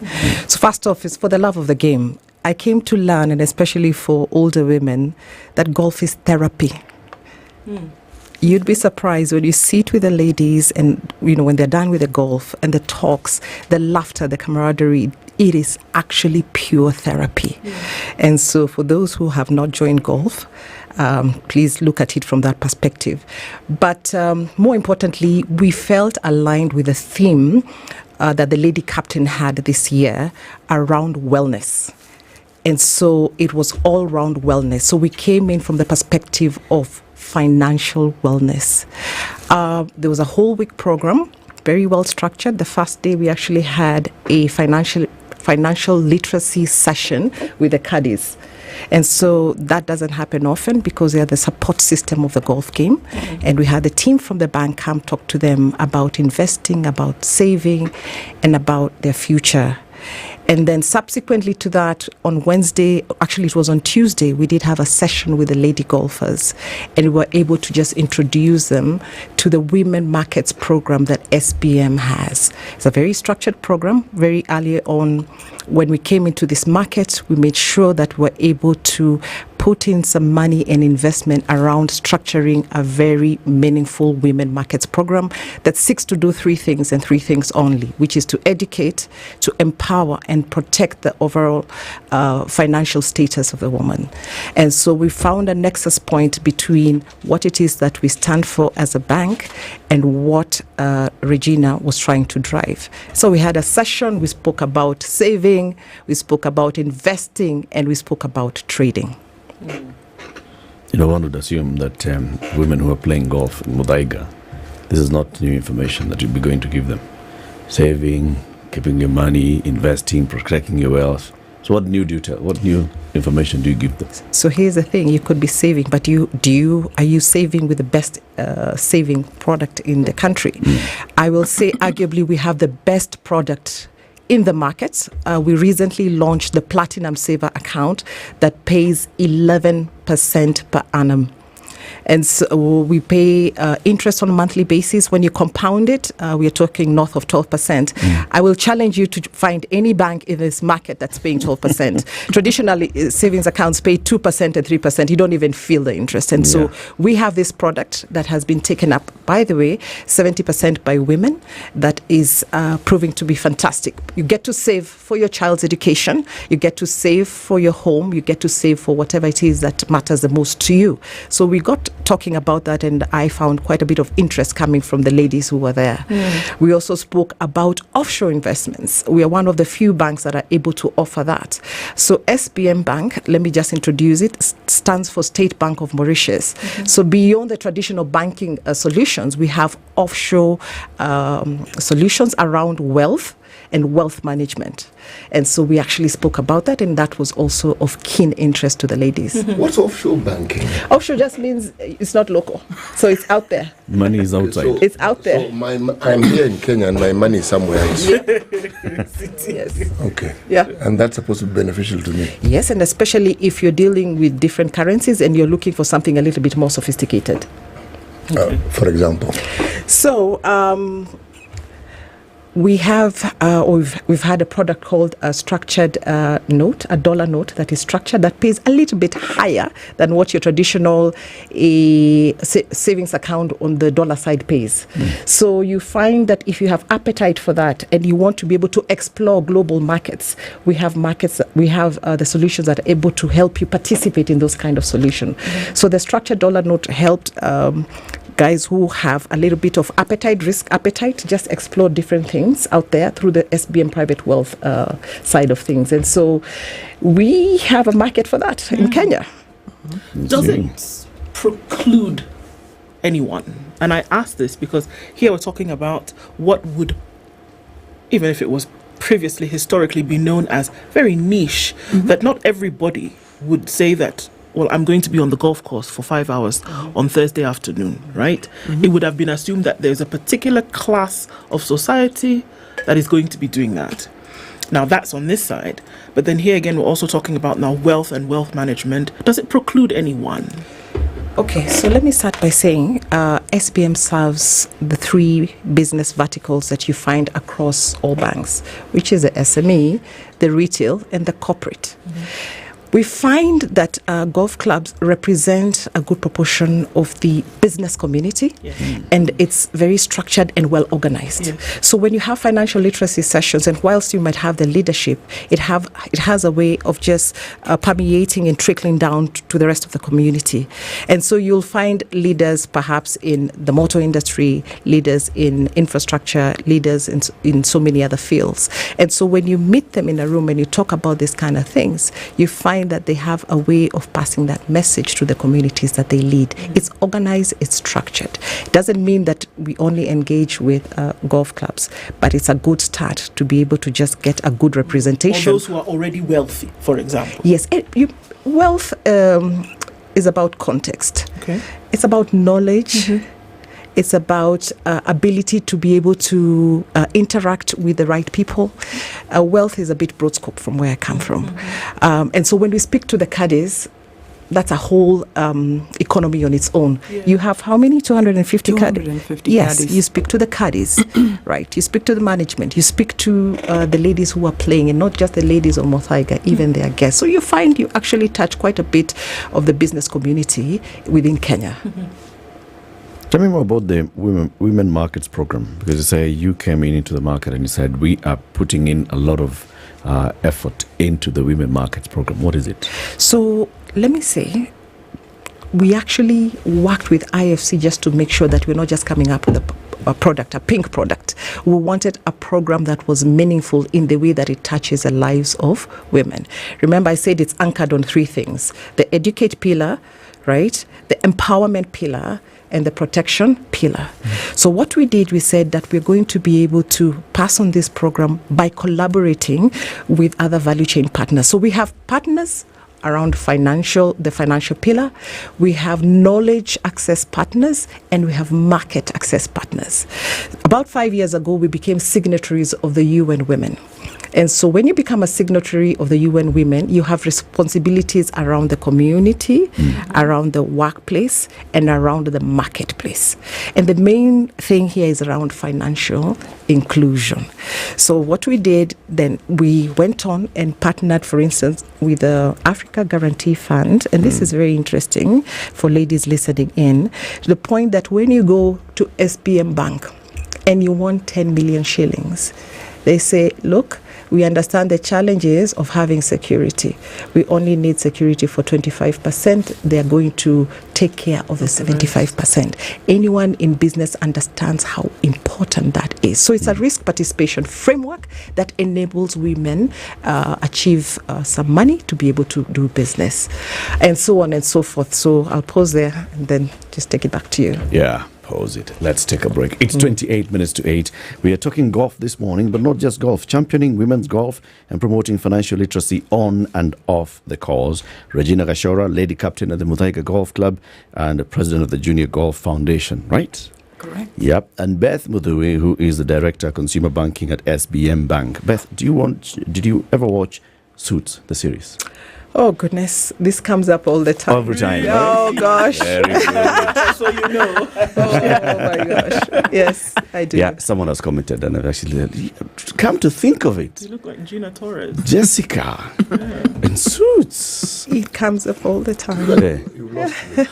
There's a program called Suits. There's a woman. And her There's a movie. Oh, A for you, movie. There's a movie called Suits. The lead, one of the female leads, her name is Gina Torres or Jessica, and she looks exactly like her. Okay. You should watch it this weekend. Okay, no. Is it violent? No, so you wouldn't like it.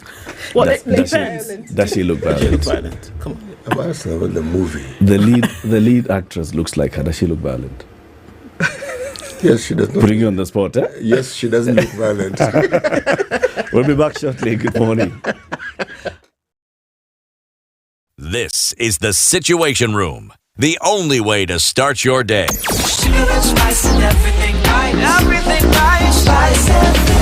Spice up your life.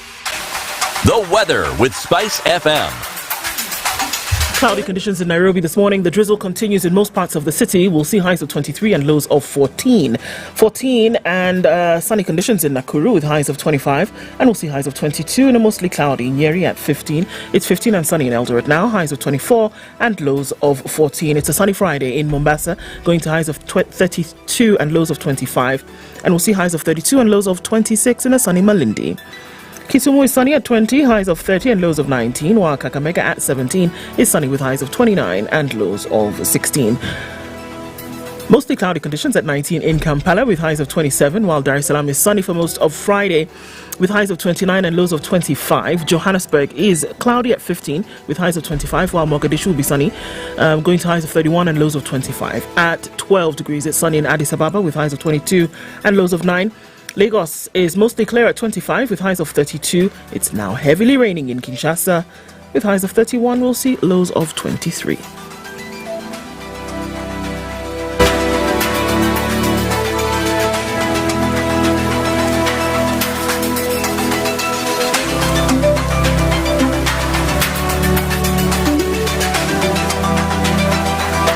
All right, we're stepping into traffic hour. Let's take a look at what it looks like right about now. It's still pretty busy on Haile Selassie at that Kamkunji Junction roundabout. That is busy. The Thika Superhighway, we're just looking at traffic that's confined to past your service lanes around Survey.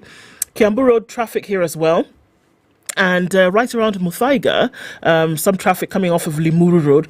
But it looks like that's the worst of it. But let's see what happens as we're getting into traffic hour now.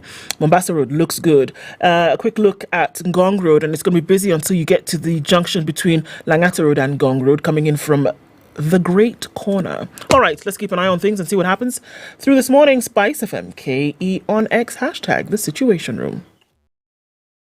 Mature, intelligent talk every morning. Spice up yourself.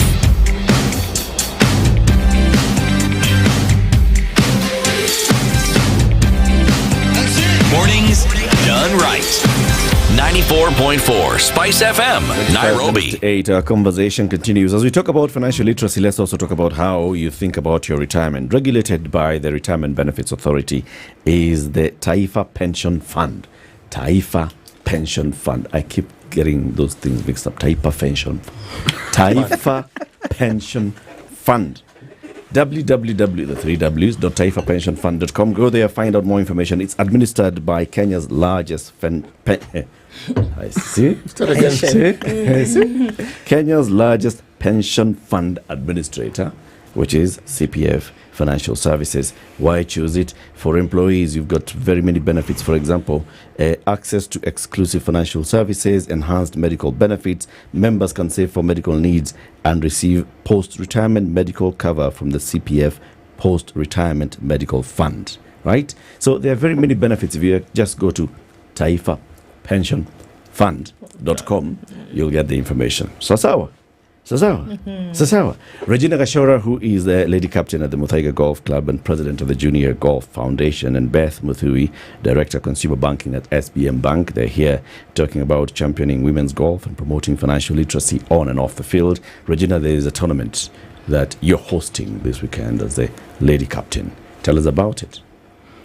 So this week has been Lady Captain's Week at Muthaiga Golf Club. As Beth mentioned, the first day we had a tournament for the caddies. Second day we had a fun tournament for the ladies. Wednesday we sponsored the men. Thursday we sponsored the seniors. So now is the grand finale, which is Friday, Saturday. We have a tournament which is dubbed the Lady Captain's Prize. That's when we give the grandest prizes to celebrate our ladies over the period of the whole year that I have been the lady captain. Mm-hmm. So who plays in this tournament? So on Friday, we usually have guests of the lady captain, sponsors, and some of the ladies, but mostly the men of Muthaiga are also invited.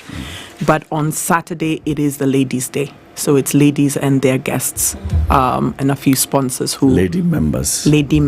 Okay. And their guests. They usually have some of their friends that they do invite. And then the sponsors on Saturday. So Saturday is their day. Right. Yes. Why this week? We have a calendar, and my term is over on Saturday. So Tomorrow? Yes. Tomorrow you are doing the Biden thing. I'm handing over. Okay. I see. So usually the calendar then coincides with this time of the year. Yes, it does. I assume this is what, the second Saturday of The November? second Saturday of November is usually when the Lady Captain's Prize is held. You haven't mentioned young women golfers this week. Young women golfers are part of our lady golfers. Okay. There's no discrimination or distinction. And even in terms of the prizes, where the overall prize is a trip to Mauritius, if one of the young golfers wins it, they win it. So the juniors will be competing with the seniors? Yes, they will. Oh, nice. Yes. So they will be competing with the seniors, and the seniors need to bring their A game because the juniors are doing fantastic golf right now. Is your daughter still in the juniors, or she graduated? My daughter is in Florida right now. Okay. So she will not be able to participate. I can assure you she's crying after she's found out what the winning prize is. But we have a lot of juniors who are going to be participating, and all of them will be gunning for the overall prize.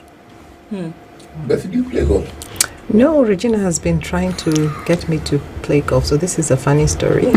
I would start and stop and start and stop. And every time I started golf, I found that I was expecting. And so I said, you know what? This is a message. Wait. That sound reason, sound logic. It sounds logic. So I just stopped. You start playing golf. Yes. Very good. It's interesting for me because often we've seen, it doesn't really matter where you look, that sports are often used as connectors. Yes. Whether we look at people who've used sports in conflict, sports for peace, whether we see people who've used sports for business, sports sports has always been beyond just something that you can go into professionally. It has been used as a connector. Yes. So from where you are, and I think it's for both of you, we've talked about some of the elements of it, but do you see that really that you can use a sport where people will come together and will essentially, because we're sweating it out, you are doing the sport, but at the same time it is a connector where that there are other things that you can do as a result of the fact that you're on the pitch, on the lawns, whatever. Can you see that it can continually be used as a way to then reach some of the goals that you're talking about from a player's point of view, from a business point of view? So from a player's point of view, I think one of the reasons why I champion golf is I tell people your networks is how you grow your wealth. And golf is one of those sports that you can walk in to the golf course as a member and you can decide that I'm just going to put my name down and I'm going to play with the CEO of a company, and I have 5 hours to talk to that person on a very social platform. So it for me is one of the reasons I championed a lot of juniors to play golf, because I believe that a junior can be able to get an internship on the golf course faster than they can do by sending 100 CVs. So it is a networking tool, a fantastic networking tool for anybody who wants to be in a sport that can grow their lives and grow their financial wealth. So my theme this year was wellness, but it's not just financial. It's also spiritual wellness, where you're in the most beautiful environment for 5 hours. It's also for mental health. You can get away from the world. I mean, this year has been a bit hectic. We had floods, we had maandamano. Where do you escape? I find that for my ladies, I tell them the golf course is your second home. It's a place that you go and decompress and get away from, the challenges of the world. But more importantly is the networking. and being able to meet people from different businesses and different spheres, and being able to connect and be able to build your net worth. And for that is one of the reasons I champion golf for women, because it is very hard for these women to be able to meet the key stakeholders of this country anywhere else, and have enough time to be able to sell themselves. The golf course is the best place for you to be able to do it. And if you sell yourself well, on the 19th hole, you probably can sign a deal. Professionally, how is the golf as a sport governed or managed in Kenya? We have all the others. We've got federations for football, for cricket, for tennis, for swimming. Is there one for golf? Yes, there's a Kenya Golf Federation. And then under it, we have the Kenya Golf Union, which is for men. And we have the Kenya Ladies Golf Union, which administers women. And then you have the Junior Golf Foundation that takes care of anybody who is 21 years and under. So, and then we have PGK that does professional golf. So that is really how golf is governed in the country. Each organ takes care of their specific area. So for me, in terms of my second role, which is Junior Golf Foundation, my role is to grow the game of golf from the grassroots, but also to increase the number of elite players that we're playing in the country. And this year we did really well. For the boys in the All Africa Team Championships, they finished 4th. For the girls, they were 2nd in Africa. So you can probably see that I'm really championing the girl child in terms of them playing golf at a very, very high level. Doing really well. And so in terms of, if you look at the development of elite golf in Kenya, right, and the number of players that are performing very well from junior to seniors, are we seeing more people now getting interested to play golf because they'd like to be professional? Yes. So for us at Junior Golf, we have gone from about 1,400 members to over 3,000 members in 3 years. So you can just see that the growth is exponential. But secondly is we have tournaments from the age of 5. So we have now been able to track our best players by age. So we know the best 6-year-olds, we know the best 7-year-olds, we know the best 8-year-olds. And it's best that you start as young as possible, like in any sport. And what we're finding is that the younger we start them and the better we train them, that we can then now start competing with the rest of the world. Before, what used to happen is someone like Regina starts playing golf in her 40s. That doesn't help anybody in terms of elite golf. She's doing it for leisure. I'm doing it for the love of my life balance. So starting the kids young and training them up with all the systems that we have internationally, working with the RNA, which is the international body, then we are able to then grow the game of golf to a level now where we can now compete with the rest of the world. You said growing the game of golf. We have 47 counties. How many counties have golf courses? About 25 counties have golf courses. Okay, now, when you want to foster and you want to bring up younger members of our society to love the game of golf, what are some of the hindrances that, or some of the challenges that you've come across? So when I see hindrance, I also have solutions. So one of the hindrances we have is equipment. So as Junior Golf Foundation, one of the things we've done with our partners is that from the money that we get, 70% of our money goes into golf development, and most of it goes to outside of Nairobi. So Kisii, Nyanza, Nandi Bears, Eldoret, Kiambu. That's where most of our resources go. So we buy equipment and we send it to the clubs in the regions. We have, over the last 3 years, trained 100 coaches, most of them coming from the caddy ranks. And then we have also shipped balls to We told you the most expensive thing is the golf balls. We've also shipped balls to those regions. So what we do in the regions is that we do training for free twice a week in the regions. We have given them the equipment to be able to use, and we've given the golf balls, and we set up the tournaments there.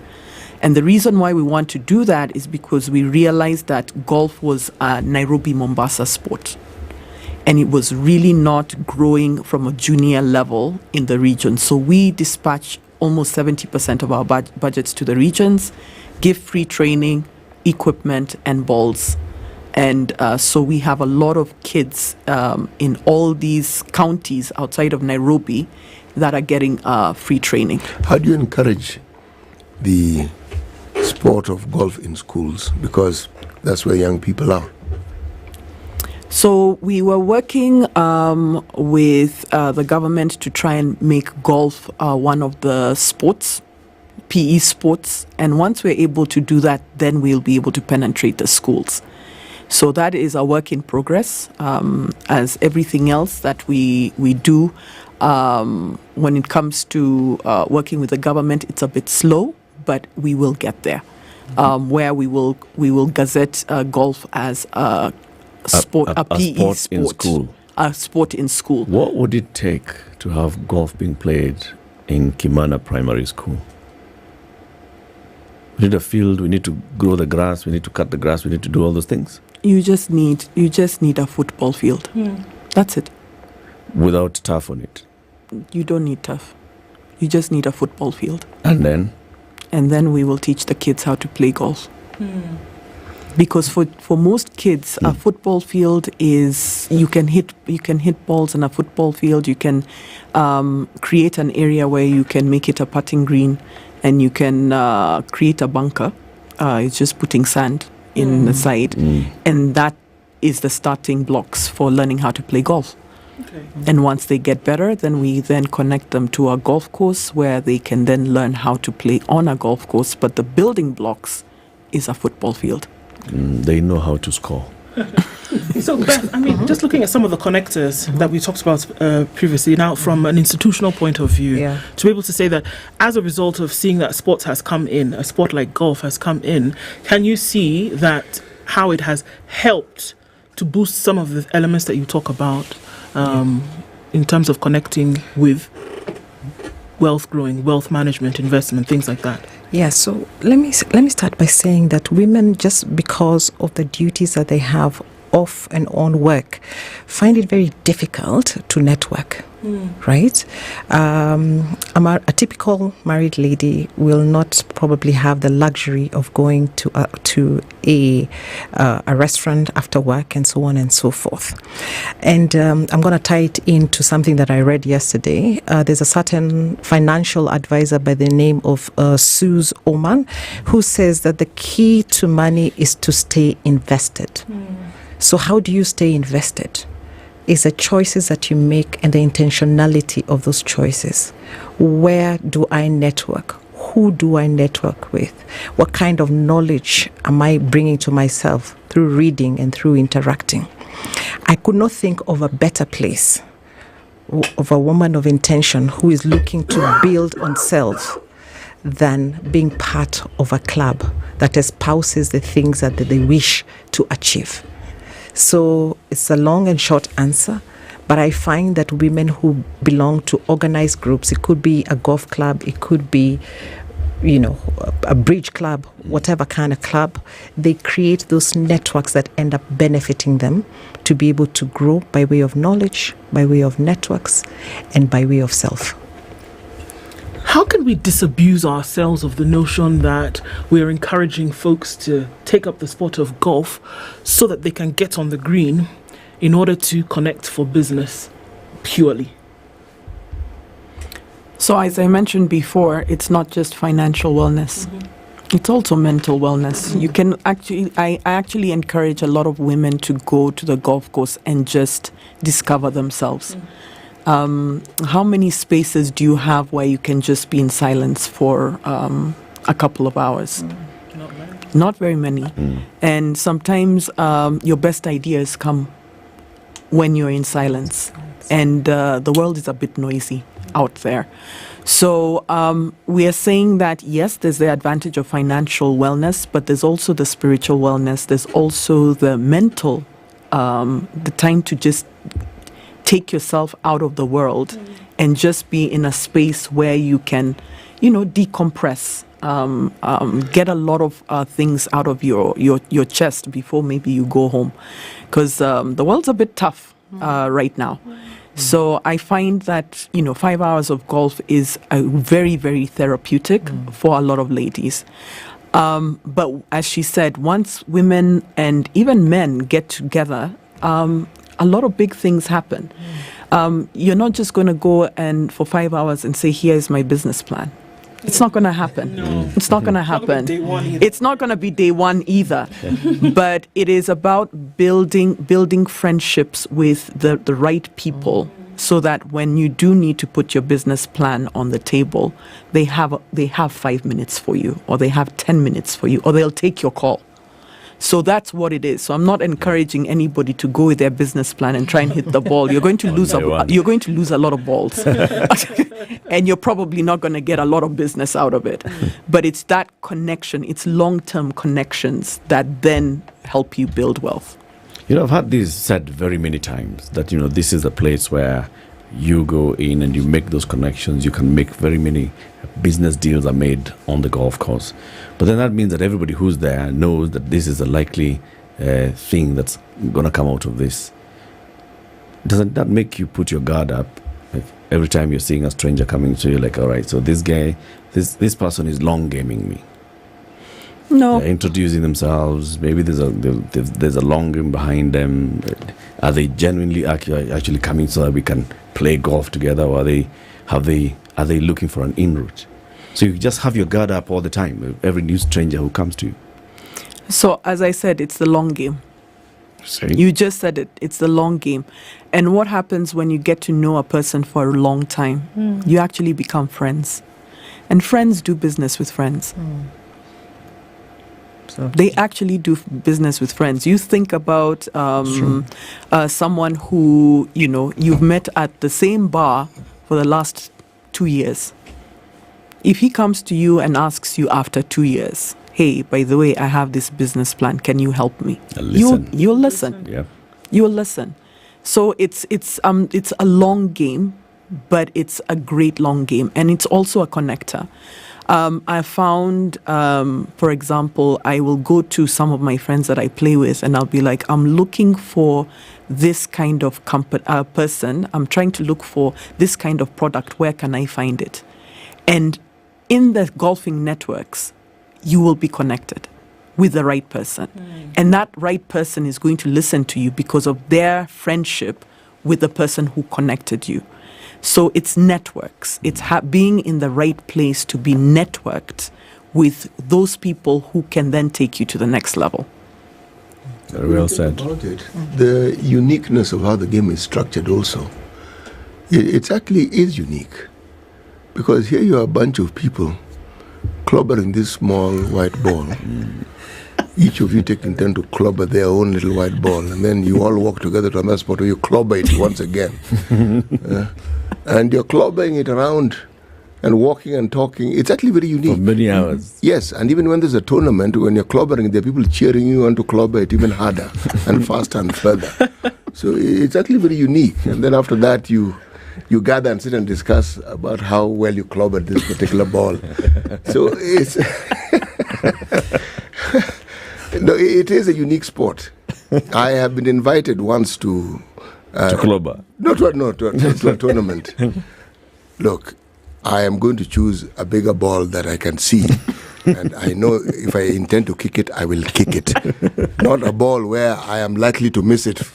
I swing, miss. I swing again, miss. Now that I'll leave it to other people. One of the things that people actually say when you're watching someone and you're wondering, how did you miss that? Right? But Regina, I'm sure the first time you played, you were like, how many times did you actually swing past the ball?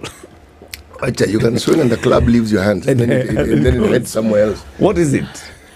As I said, the biggest investment in the beginning is the ball. Because you either miss it or you send it to the wrong place. And for some reason, it loves water.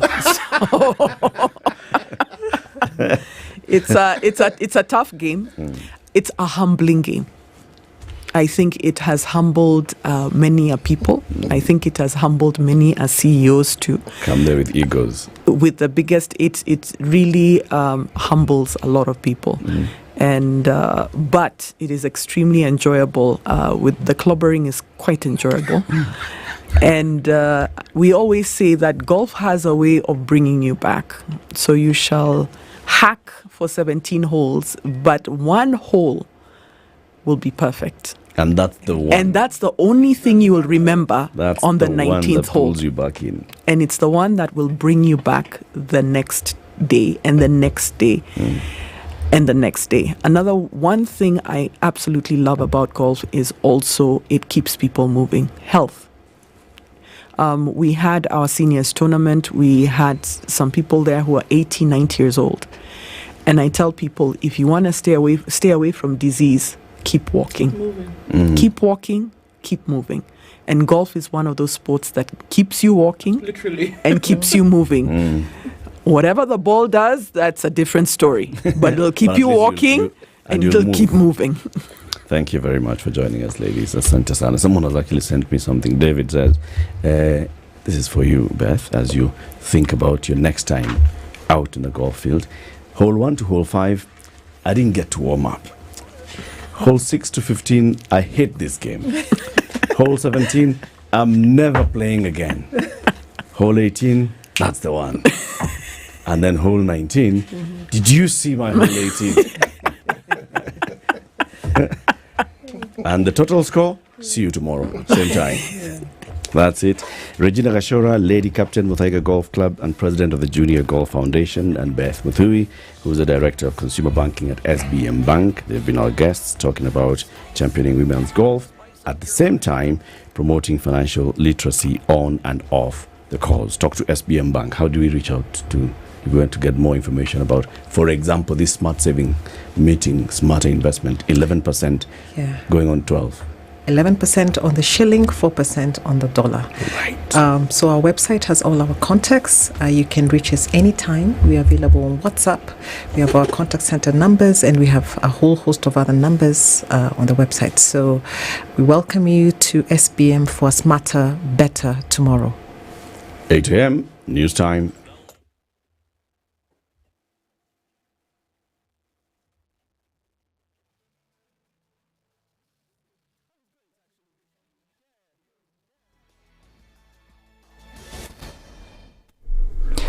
Good morning, this is Newswire. Dennis Aseto. Former Prime Minister Raila Odinga, Kenya's candidate for chairperson of the African Union Commission, will officially unveil his vision and priorities for the African Union at a high-profile event in Addis Ababa today. The presentation is scheduled to take place from 5 p.m. to 9 p.m. at the AU Multipurpose Hall. The event will bring together representatives from African Union member states, regional economic communities, business leaders, youth, women representatives and civil society organizations. This follows the official launch of Raila's candidacy by President William Ruto in August 2024, which received backing from East African community leaders. Prime Cabinet Secretary Musalia Mudavadi has said that Parliament plays a key role in formulating Kenya's foreign policy. Speaking before the National Assembly's Departmental Committee on Defence, Intelligence and Foreign Relations on the ongoing Stakeholders Consultative Forum on the review of the Kenya foreign policy, Mudavadi said Parliament plays an essential role in shaping and overseeing Kenya's foreign policy, ensuring it is strategically aligned with the national interest. He noted that collaborative efforts between the Ministry and Parliament through treaty ratification, budgetary oversight, legislative influence on foreign policy and vetting key appointments such as ambassadors form the cornerstone of our foreign policy review processes. Treasury and National Planning Cabinet Secretary John Mbadi has dismissed reports suggesting that new tax measures proposed by the ministry will burden Kenyans. Instead, Mbadi asserts that the amendments aim to enhance the lives of Kenyan citizens. Mbadi revealed that his ministry is exploring ways to avoid the annual practice of drafting a finance bill as a means of the government to achieve its revenue targets. He emphasized that the new tax measures aim to level the playing field and ensure that all citizens contribute to the nation's development. And the government is committed to ensure smooth transition from grade 8 to 9 come January 2025. This is according to Deputy Chief of Staff in the Office of the President, Eliud Owalo. According to Owalo, who is in charge of performance management and delivery, the government has finalized plans to construct an additional 16,000 classrooms in comprehensive schools across the country to accommodate learners who will be joining grade 9 in January 2025. We need about an additional 16,000 classrooms, and the government has put in place mechanisms, financial facilitation, to ensure that as at January 2025, we are going to have an additional 16,000 classrooms spread evenly all over the country. He also said that the government intends to alleviate teacher shortage by not only absorbing the 46,000 intern teachers but into permanent and pensionable terms, but also hiring an additional 20,000 teachers to meet the current shortage. Now, PS Teresia Mbaika has appealed to the Devolution Committee in the Senate to support the second phase of the Devolution program. Now, speaking in Mombasa during the meeting with the committee, Mbaika said that the success of KDSP the second depends on cooperation between the national government and the counties and the guidance and support from the Senate. She has also asked the senators to continue being vigilant in ensuring that county governments focus on service delivery, resource management and accountability.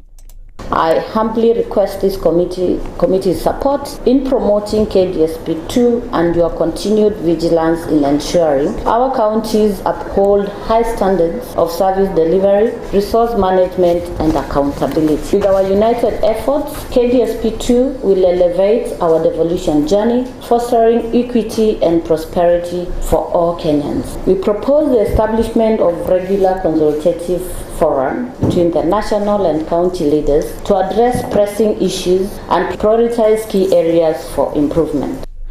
This is Newswire. Dennis Asato, good morning.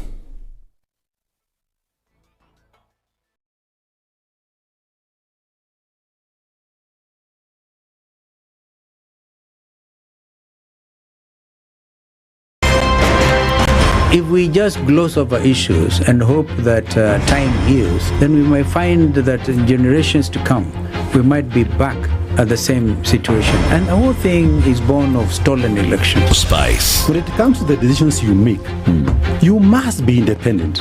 There's no way you can allow one institution to dictate to you how you're going to conduct your operations, how you're going to decide cases. It's a no.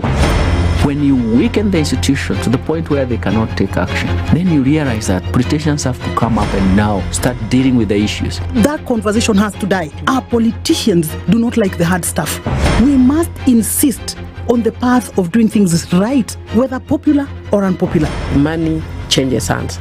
That is a fact. If you have political goodwill at the highest top, like in Rwanda, then corruption will be an issue of the past.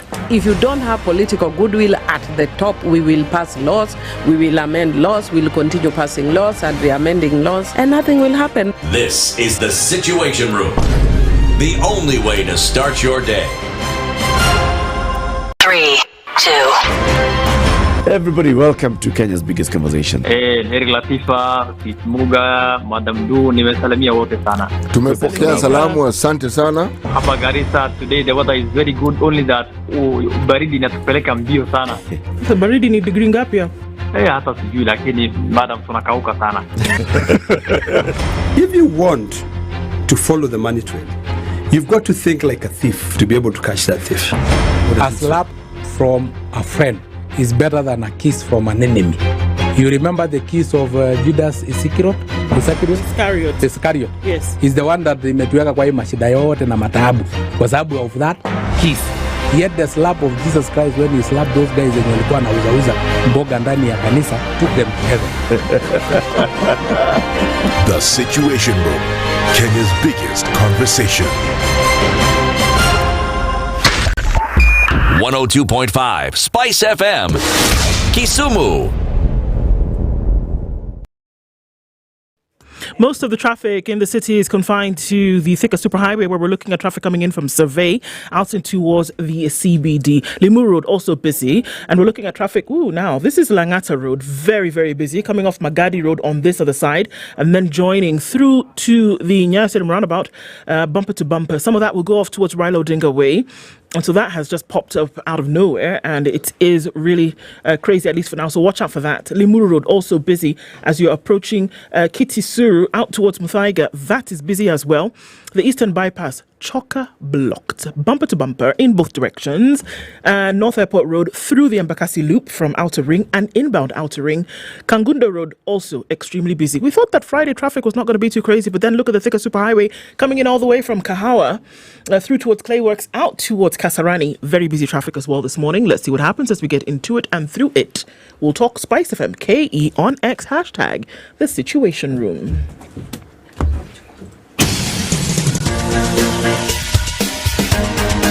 This is The Situation Room, the home of hard-hitting political commentary and penetrating insights about the state of the nation. This is a talk radio experience like no other. The Situation Room, a place for hard truths, debates, and elevated conversations. The Situation Room, witty, political, engaging, deep, controversial. In the room, we have C.T. Muga, researcher, academic, seasoned political observer, a fountain of wisdom in these politically uncertain times. Ndu Okoh, Nigerian by birth, Kenyan by choice, communications expert, Pan-Africanist, a truth seeker and believer in people power, and Eric Latiff, agent provocateur, the man in the chair, seasoned journalist, news hound, a man who believes in punching up, not down. This is The Situation Room, the only way to start your day. It's 9 minutes after 8, and thank you for keeping it locked right here on SpiceFM, Kenya's biggest conversation. We broadcast from Nairobi to the world every day. So, Siti, I was called by a gentleman called Kenneth Kiriga. Yes. He lives and works in Voi. In Voi? Right. Ni mtaita yule jamaa. Anatoka sehemu za Taita. Kiriga ile. Yes. Kiriga ile Taita. Na alikwambia nini? Ansikiza show yetu sana. Thank you so much bwana Kiriga. Asante sana. Nasema kusalimia sana. Thank you. Na nasalimia Sister Du. Sister Du. It's okay, no. Makubali salamu. Nimekubali salamu. Yeah. This guy is one of those opinion leaders in Voi. Yeah, and I think even the people are whispering to him and telling him, Bana, you have led our opinions. So you go and lead us. You know, so I asked him, Bana, how do you say count in Kitaita? He said, yeah. They were right when they told you that to say count in Taita is Tala. Yeah, Tala. You know what Tala is? Tala is counting. Tala is that app that is not just an app. Tala is your companion in everything that you do, because it works with you financially, it walks with you, walks the journey with you. It is licensed and regulated by the Central Bank of Kenya, and also licensed with the Office of the Data Protection Commissioner. So all the data that you give to Tala is basically, it has to operate within the law on what it does with it. Download Tala today on Google Play, and then it's a simple registration process. Some information that they ask you, you give them, know your customer, because the information that you give them is what they use to know, all right, we can trust Ndu to lend her some money. When she asks us for 5,000 shillings, we give her the 5,000 shillings. And as she continues borrowing and paying, we increase the credit limit. Yeah, it goes up like that. Senor. Yeah, Tala on Google Play. Tomorrow, City, we are meeting in Parklands. Yes, we are at the Gallant Mall, to be specific. Yes, and what we're meeting for begins at 9 a.m. and it's supposed to end at around 1, but it's not just negotiable. It's flexible. 1 a.m. can move on to 2, 3, 4 p.m. Yes, did I say p.m.? You said a.m. a.m. Sorry, let me start again. Okay. The time is 9 a.m., 1 p.m. onwards. And now, so please don't go there very early. But onwards for those that are already there. Not that you check in at 3. No. If it finds you there and there are things you need to discuss, they will not tell you it's 1 p.m. and you now must go. No. Whatever took you there will be concluded before you leave. Now, how do you get there? You register. How do you register? You go to www.cradle.com. When you register, then this will enable you to get an invitation. When you get an invitation, you will then be the very, very, very, very fortunate person who has an opportunity to get direct access to top universities in Ireland, because the representatives will be there. And they'll give you the details of what you need in order to enroll for these universities. You'll also discover career opportunities, meaning you've studied, you've finished. What do you do thereafter?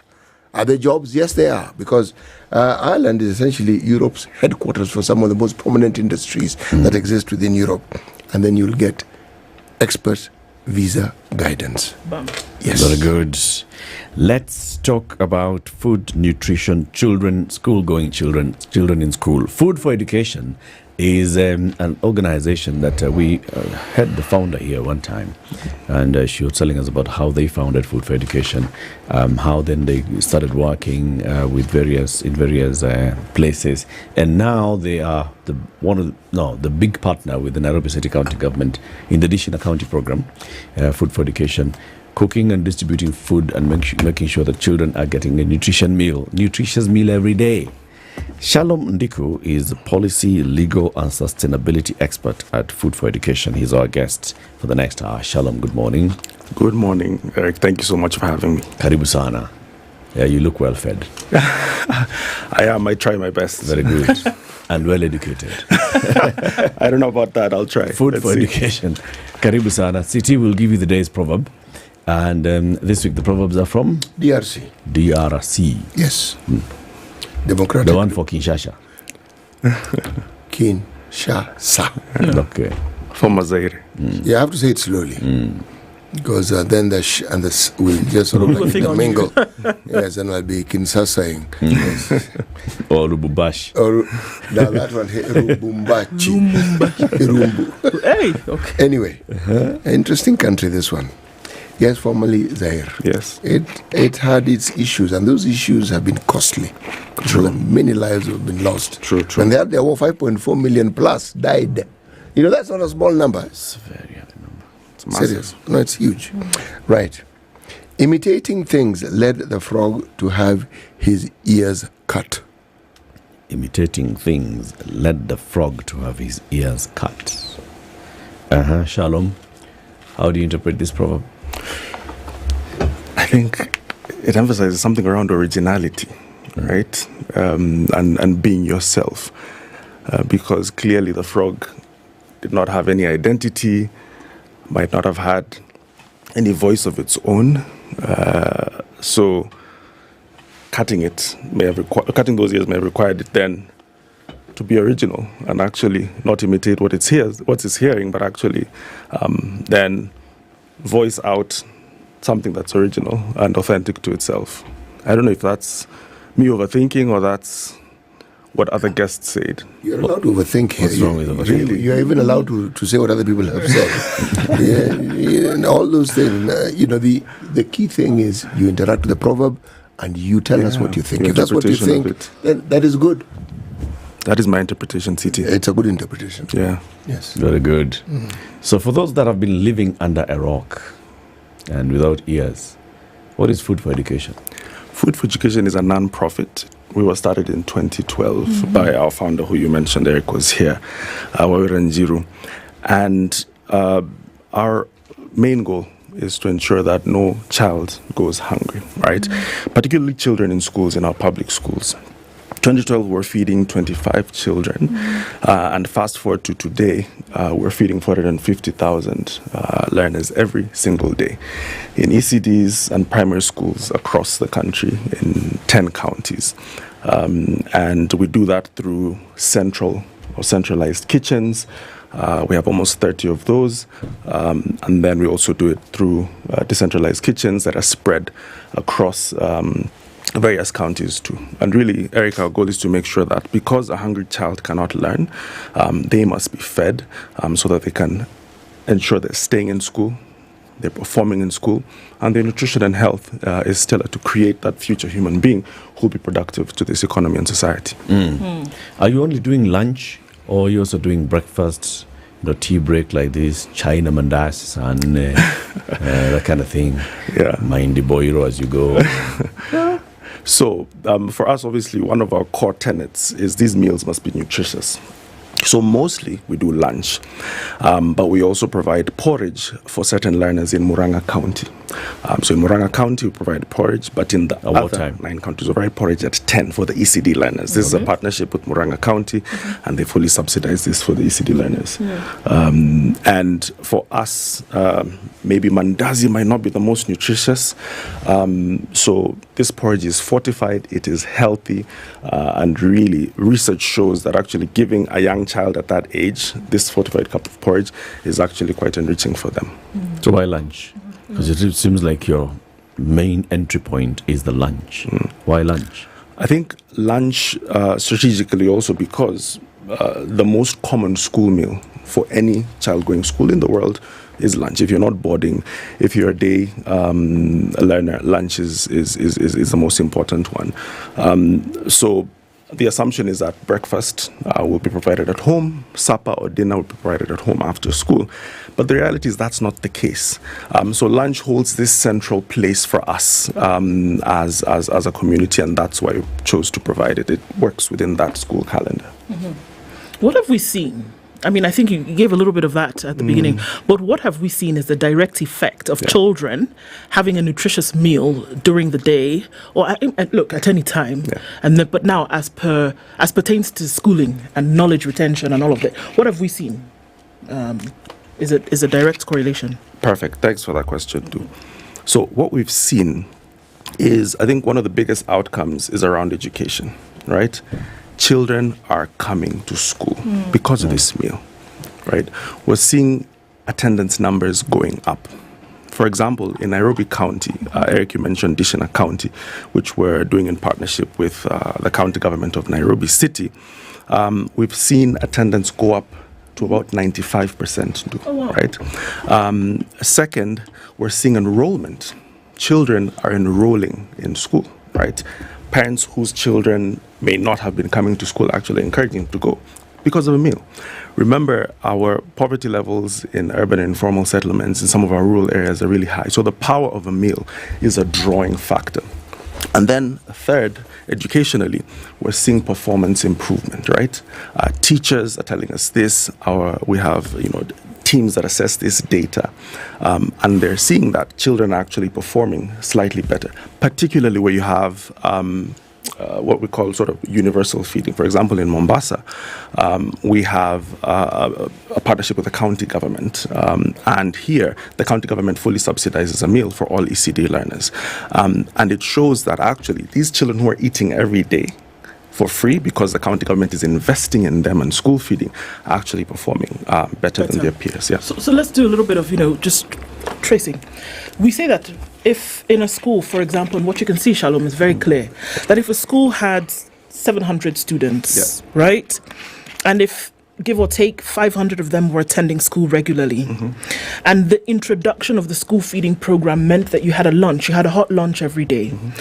What you're saying is that after however many months, maybe you can tell us what that number is that we then now have seen that now you have 680 students attending school, and you can trace this to because there was a hot lunch provided. We can see. We can see it, right? So the way in which we assess and analyze this is that we send people to the ground. We have teams that assess this data, right, going to schools to look at enrollment numbers before the school meals program came in. So, for example, this year we expanded to Kakamega, right? And Kakamega has only served for part of term 3, right? But we had people on the ground before the program kicked off assessing various data sets, looking at indicators, so that, for example, as you mentioned, if that school population, ideally at the beginning of the term, had 700 learners, only 500 are the ones who are coming before. That's our baseline data, right? But once the program comes in, we'll then do mid-evaluations, end-year evaluations to keep assessing what those trends are. right? And that data shows that, yes, enrollment is going up. Yes, attendance is going up. Yes, performance is being impacted positively because of that. So we invest actually in finding that out. But then, if we look about enrollment. Yes, Eric. In Nairobi, for instance, are you providing a meal to all schools in Nairobi? Yes. Formal, informal? Formal schools. Okay. Yeah. So why not informal? If the biggest burden here is in the informal settlements, and we know that we don't have formal schools in informal settlements, why the focus then on the formal, where you know that your biggest captive area and your focus should be on the informal? And I think that's a very fair question, Eric. So one thing about the Nairobi program is that we've come on board and it's been phased, right? We started it in 2023. We started off with a group of about 70,000, and only last term did we get to the full figure of 250,000, right? So it's phased. Now, the second thing, obviously, is that a lot of learners from informal settlements will still go to these public schools.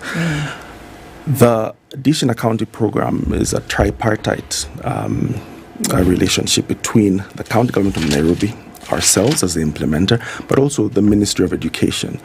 Because of the fact that primary schools are benefiting from that, the MOE had to be involved. Yeah. Now, so you're looking at about 200 schools that are formally recognized by the MOE and the county as well.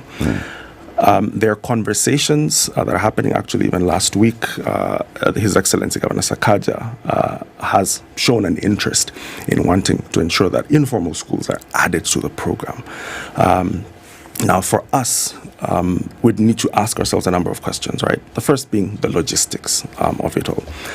For our school meal programs, we rely on kitchens to cook the meal, to cook the food that will then go to these schools, right? So we need reliable road transport, we need access, we need the environment to be safe. So those are some of the questions that we're asking ourselves as we consider the possibility of that. So it's actually quite a big priority for the next phase of the program, but those are conversations that are still ongoing to ensure that those children that are most vulnerable are not left behind. Okay, so with an increased numbers in enrollment, have your assessors been able to speak to these learners to find out where were you before we started bringing the food? Were you going to school? Are the teachers telling you that this is a child who's come here, never been to school, but now is in school? Yes, we do have some anecdotes, I think, from the learners, but even more so some of the parents, right? Because the parents can convey that clearly. And parents, testify that for them, this is a game changer, right? They don't have to worry about spending that money, of which they have little, to purchase that lunch. So for them, it saves. But two, it's also a nutritional gain. Right, those mandazis mentioned by Eric earlier, that popsicle out there that is filled with who knows what and what color mixed with what chemicals, are what were sold outside the school. Some other vendors might sell products that parents might have questions around. So parents have actually been grateful for that. It's also a savings in terms of cost for them. So on average, school feeding programs in Kenya, or the cost of food might cost around 40-50 shillings, right? But that has been reduced to about half of that. For the teachers as well, the teachers note that the kids are paying attention. And in paying attention, they're alert, they're awake, they're engaging, and they're learning. Right, so we do have those anecdotes across the country from various teachers that are pointing out to actually that Shalom, change. where were the kids that have now started enrolling in school? Sorry, say that again, Eric? Where were the children before? Where were the children? We are seeing an increase in enrollment numbers and also an increase in continuous attendance numbers. What was happening before? Where were they? A number of them were not in school, right? Or they were coming to school sporadically, right? Because of that reliability. Knowing that if there's no meal, they were at home, a number of them were at home, a number of them would come in, but not as reliable, not as reliably. Because of a meal?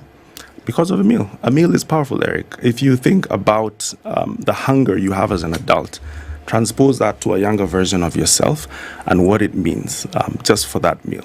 As I mentioned prior, in a number of communities within this country, even just getting a meal at home is not a guarantee, right? So knowing that a meal is guaranteed, or it's very affordable, it's 5 shillings, for example, in Nairobi, it's free in some other counties, that is a powerful enticer to actually pull a child. I see it, and I don't really have an argument against it. I'm just trying to understand this thinking. So the parent wants their child to be in school because of very many factors. Absolutely. Safety is one of them, right? If I leave my child at home, I don't know who's taking care of my child. If my child goes to school, at least I know where my child is. That's number one. True. Number two, if I didn't have a meal at home to feed my child, sending them to school would not be because I don't have a meal in school, right? So the meal issue, there's no meal at home, there's no meal in school, but there's the security. There's security in school, there's no security at home. So that's why I'm wondering, why were the children not going to school? It can't only be because of the meal. It is not only because of that, but it's a significant reason, I would say. Yeah. Just because it's fundamental to, I think, our existence, right? At the end of the day, we need to eat to survive. And if we can't eat, then we'll go out there and look for other ways. And you'll find these children out there not taking part in school. But then now, because of that pull, I think it adds something else to the educational experience.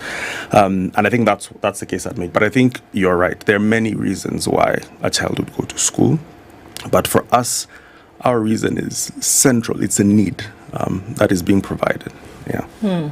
If you're talking of 250,000 students now benefiting from that program, that's in Nairobi alone. That's right? in Nairobi alone. Yes. 450,000. Okay. 450,000 nationwide. Yeah. All right. Now, you must have then understood how many more would need this sort of. How many more would need? So, we have about 10 million to 12 million, the data changes, children in primary schools within the country. Yes. Right? The government has a school feeding program that feeds about 2.5 million of them, right? For us, our ambition is by 2027 CT to feed 1 million children. Okay. Of these 10 million, let me ask the question, if I may. How many actually need to be fed? Meaning, they are poor and they cannot afford to feed themselves, because the discussion is about poverty. Really. Yes. Unless I use sort of estimates and deductions. Estimates right? are good. Let's work with that, right? So if we have 10 million, right, total across all 47 counties, the government budgeted, financial year 2022-23, the government budgeted 5.8 billion goes towards school feeding, right? Of that 5.8 billion, it went mostly to children in our ASAL counties and our semi-arid counties, because that's where the biggest need is, right? But in a government report published last month, a scaling up plan on school feeding, it stated that only covers 40% of those 2.5 million kids. So that means 5.8 billion. Yes, that 5.8 billion, right? It's only a fifth of that larger number, right? So that is under the government program, right? So the government does have an objective of ensuring that by 2030 there's a universal school feeding program. They want to feed all those 10 million children by 2030. But as you can see, that gap is quite significant, right? The financing is not there. So there is that big need for more children to be fed nationally. Let's take a break. And then you'll also talk about then how do you bridge that gap. Perfect. Right? Because, well, food for education is not funding, it's only implementing. So there needs to be a funder for this school feeding program. 29 minutes to 9. Ndu, the best bank for personal banking is Stanbic. It is Stanbic Bank, and we've been looking at ways in which you can actually be part of this, and some of those are just glaring, and we can understand that because Stanbic has been voted the best private bank in Kenya. Look at some of the things that they've been telling us to do. You can bank wisely, bank easily, you can bank joyfully, and today we're looking at planning wisely. How has Stanbic made it possible for you to do just this? Think about protecting your income. It's a way in which you can make sure that you have your income coming into an account for nominal fees per month. You can also get into a public, a health cover. It's the Heri Afia cover, which makes sure that your medical insurance is taken care of. You are guaranteed a retirement pension plan. When you get into it, that as you get towards the time of retirement, you have something that you can live on later. There's the Soma plan, which is something that you can do for education in the future. And there's also the Flexi Protect last expense cover for any members of your family or even for yourself. So here are ways which the number one private bank in Kenya is making it easier and better for you to live and plan wisely. Very good. Still talking about your financial planning for retirement. Where is your money for retirement going? Is your employer taking money to Kenya's best pension fund, Taifa Pension Fund? Is he? Are they or are they not? They should. Why? Because there are over 200 unique employers who are actually with the Taifa Pension Fund. Over 500,000 members across Kenya. Over 7,000 active pensioners who are now drawing their pension from the Taifa Pension Fund. It is administered by Kenya's largest pension fund administrator, CPF Financial Services. There's many P's and F's in this story. Private pension funds, PF, that is pension. All right, so those ones. www.taifapensionfund.com. That's www.taifapensionfund.com. Check it out and then go to HR and tell HR, where? Have you heard about it? Taifa Pension Fund. Put my money there. Don't take it anywhere else. This is the Situation Room. The only way to start I know your mkona day. talents, lakini mkona vibe. It's time to discover East Africa's newest talent. Ni mda wa Kenya kuchachisha. Anguka nayo kati toka, utuonyeshe hizi stunts zako. Africa's biggest talent show, Bongo Star Search, is coming to Kenya. Stand a chance to win amazing prizes and work with the biggest names in entertainment. Majudges wakiongozwa na Rita, Master J, Salama Jabir, and our very own Sanaipe Itande watakuwa pale tukicheka na tukilia. Tulieni mpangwe wasee. From Majenzi hadi Wakoro, ma students na corporates, jitokeze tujue nani mzii. Tukutane Kenya National Theatre on Friday 29th and Saturday 30th November. Kosa uchekwe brother. BSS Season 15, sasa Beyond Borders. Si mchezo. Tune in to ST Swahili Channel 160 or 400 every Sunday at 9 p.m. and on Wednesday for an extra highlights show at 8:30 p.m. Star Times. Enjoy digital life. The weather with SpiceFM. Cloudy conditions continue in Nairobi at 16 degrees, going to highs of 25. Today we'll see highs of 25 in a mostly sunny Nakuru, 17 and cloudy in Nyeri with highs of 23, while in Eldoret it's 18, highs of 24. 27 and mostly sunny in Mombasa with highs of 32, and we'll see highs of 32 as well in a sunny Malindi. 21 and sunny in Kisumu with highs of 31, while Kakamega at 20 is sunny with highs of 30. 22 sunny conditions in Kampala with highs of 28, while Dar es Salaam at 25 is sunny with highs of 30. Mogadishu at 29 is sunny with highs of 31, and Addis Ababa at 15 is sunny going to highs of 22. Lagos mostly sunny at 25 with highs of 32, and the rain showers continue in Kinshasa at 23 going to highs of 31.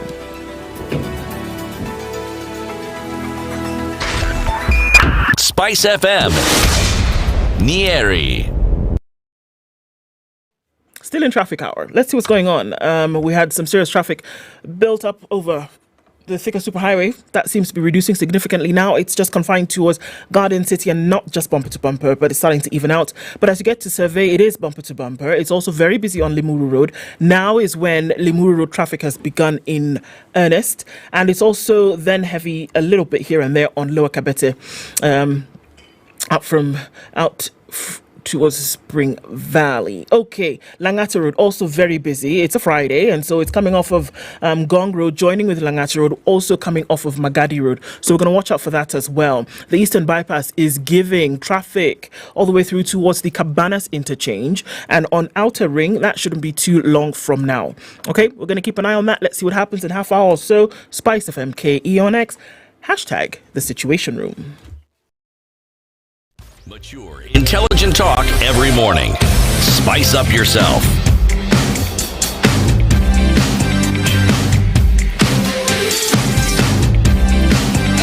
Mornings done right.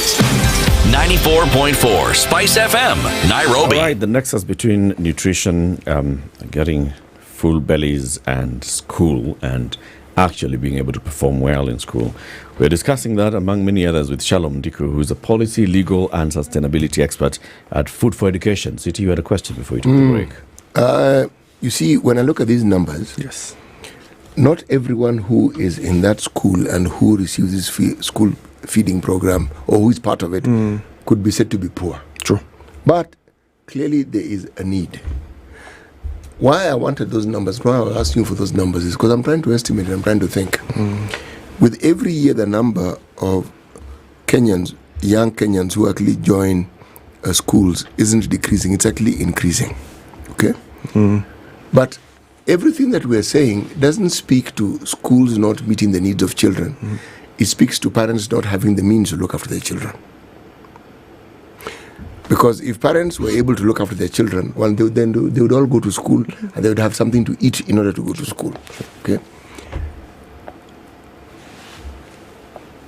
Do you see a situation where, whether it's the county government or the national government, do you see a situation where they will actually be able to meet the needs of those who actually need this program? Yeah. I think that's an interesting question, and I think when you think about it that way, because at scale for a country at large, to meet the demands of the children who would require a meal or who need it really, I think would require investing and putting public resources towards that, right? Because historically, if you look at school feeding in this country, I think the first school feeding program, 1966, historical, and then WFP comes in in the 80s. Again, it's an NGO coming in, a global organization, powering that. Then we had Maziwa Nyayo, which again was not a meal, but it was milk, and it was impactful. Very impactful. I hear there's some who can testify. And you then come to where we are now, where you have a government investing significantly. You've seen an increase significantly over the last 2 or 3 years in school feeding. One model that works for us at Food for Education is our partnerships with county government. So county governments obviously have a mandate for ECDs, and in them putting aside resources to cater to those learners, that means that these learners will actually go to school. These learners will have this opportunity, and a number of them in these counties do have that need, CT. For the national government, I think upping that budget is key, right? It's not just about the children who will benefit. Yes, that is paramount, but at the same time, our blueprint of school feeding empowers the livelihoods of various stakeholders. For example, the food that we use to cook and feed these learners comes from farmers in 13 counties, right? So if a farmer is growing dengu in Busia, right, there's that knock-on effect, right? If that child in Busia can go to school and eat, that'll be great, but you're also empowering their mother, who might be a farmer, right? We have kitchens constructed. In Muranga, for example, Eric, you asked about the uji. The boda riders there that distribute the uji on their bikes with cisterns in the back every morning to get to some of the schools in Muranga, stated that a majority of their daily income comes from this school feeding program. So we can't just look at it within that scope of impacting this child, but also the economic benefit that would come. But again, it's paramount for investment, public funds to come towards this and other partners to invest to ensure that those children in need are catered to. The issue of need is never in doubt when it comes to, not even just need. It's a constitutional right for every child in Kenya to get basic education. Yeah. There is a food and nutrition policy by the government to ensure that we are bringing up children using nutritious food to fight very many things that happen because of malnutrition, right? That impacts a child into adulthood. So this is not just, tokenism. This is something that is required. Now, you've, of course, because you're the guy in charge of policy at Food for Education, you're engaging with counties and national government. What's the attitude? It's a safe space here. They're not listening.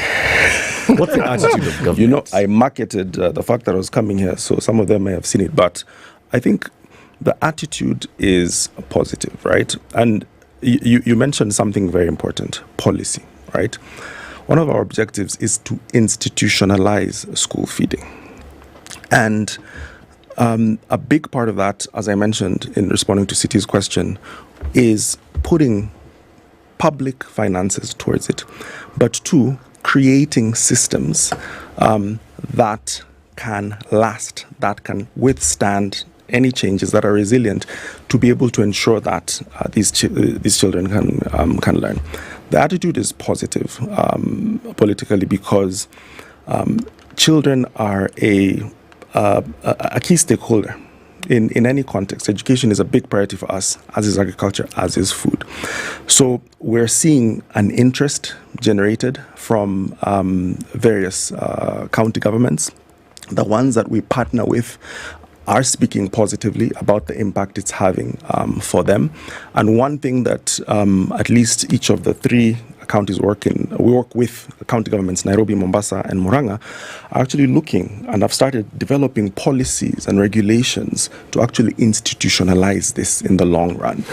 So that is a testament to them wanting this positive to do attitude. Absolutely. Let's interrogate this positive attitude. Let's start at national government. True. All right? For many years, every year there's an allocation by government in the budget for school feeding. True? True. This year there was some hanky-panky game. Oh man. In Parliament. We remember. With the removal of school feeding as a budget item by members of Parliament. I say hanky-panky because we're not really sure whether it's members of Parliament, whether it's a ministry, whether it's some games that was being played so that something else, another conversation takes place. Yeah. Now, that speaks to attitude. True. Somewhere. True. The other one is, if all these years this is what we've been doing, now compare Food for Education cost per plate and government's cost per plate in the areas where it's implementing it. Yeah. How would they compare?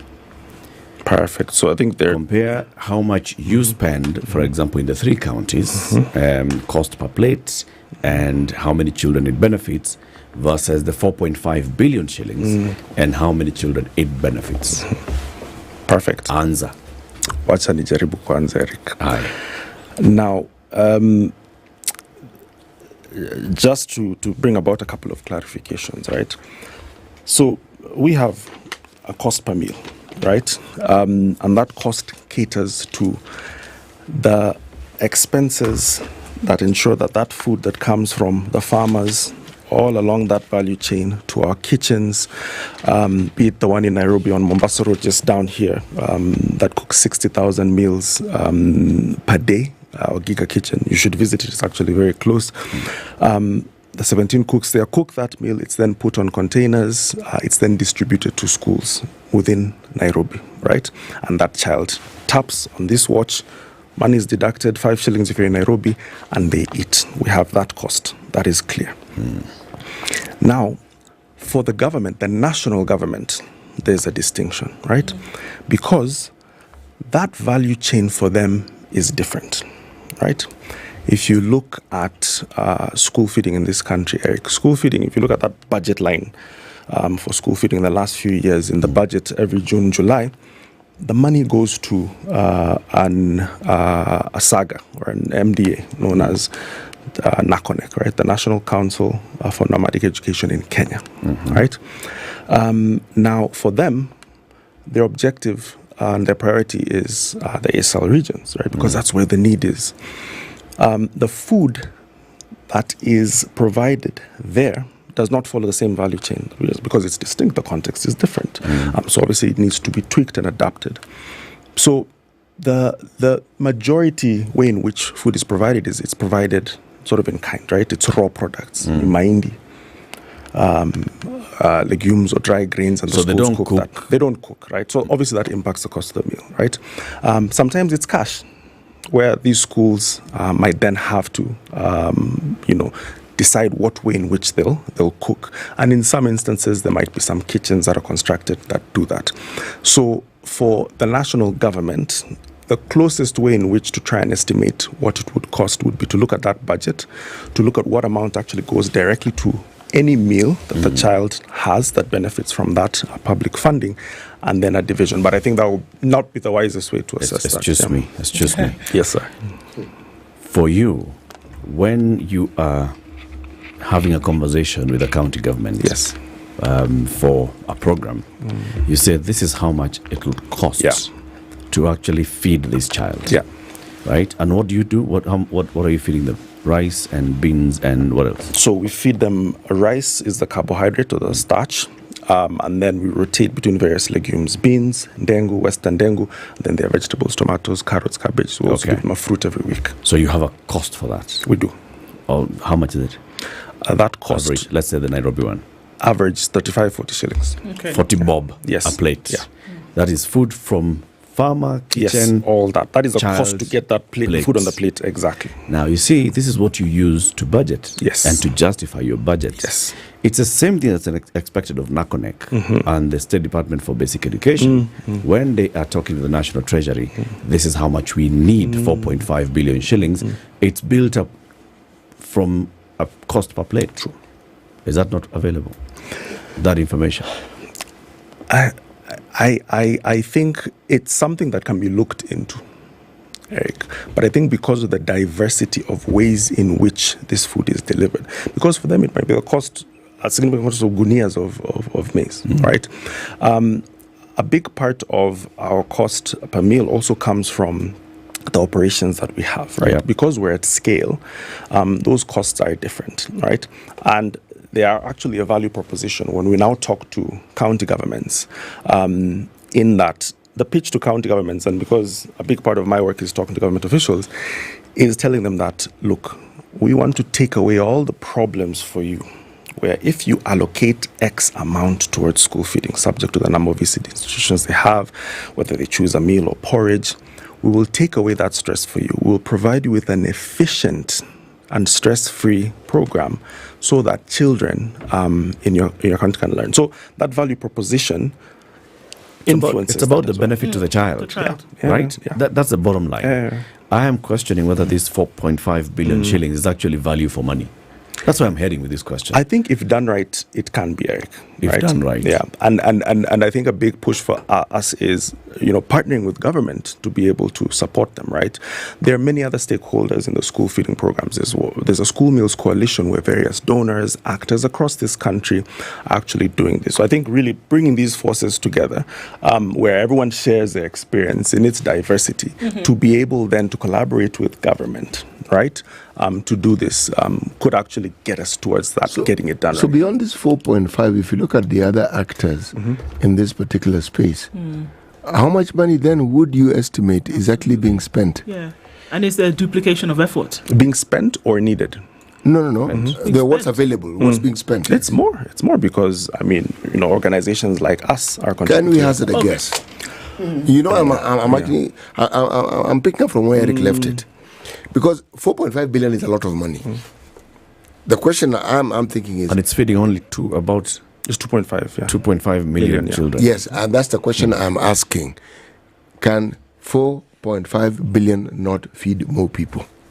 And if there are other people who are coming in, then do we really understand what that 4.5 billion can actually do? And can I add to that? Yeah. Because if we're saying 4.5 billion, and it's already been established that what you're spending, everything that you're spending, you're buying the vegetable, you're doing the transport, you're doing everything, comes to 40 shillings a plate. Are we saying that 4.5 billion shillings at 40 shillings per plate is just feeding 2.5 million students. The 40 shillings is us, right? the food. That's what we can speak to, right? That is also based on our operational efficiency and the way in which our system and blueprint works. I think with government that question changes, right? Because feeding a child in Samburu is different to feeding a child in Kitale or in Machakos, right? Because of various factors. So I think dissecting this would be key. And I think it's something that would be worthwhile to consider. But I think, one, the government should be commended for even putting 4.5 billion towards school feeding. Why? Because it is a significant increase on what was there before, right? No. Okay. How much was there before? It was less, right? It was about 3 times less. Okay. Right? Feeding how many children? I wouldn't know the figures, right? Historic, right? But if we sort of estimate 3 times less, right? So in the last 5 years or so, City, I would say they should be commended for that because money is going towards school feeding. And I've spoken about the importance and value of it. Why are you thanking the government for doing something it should actually do? That's what they're supposed to do anyway. They've done it. And they're actually not even doing what they're actually supposed to do because they're not meeting the needs. What are we thanking them for? We're thanking them because they have done it, right? If you look at, Eric talked about this right?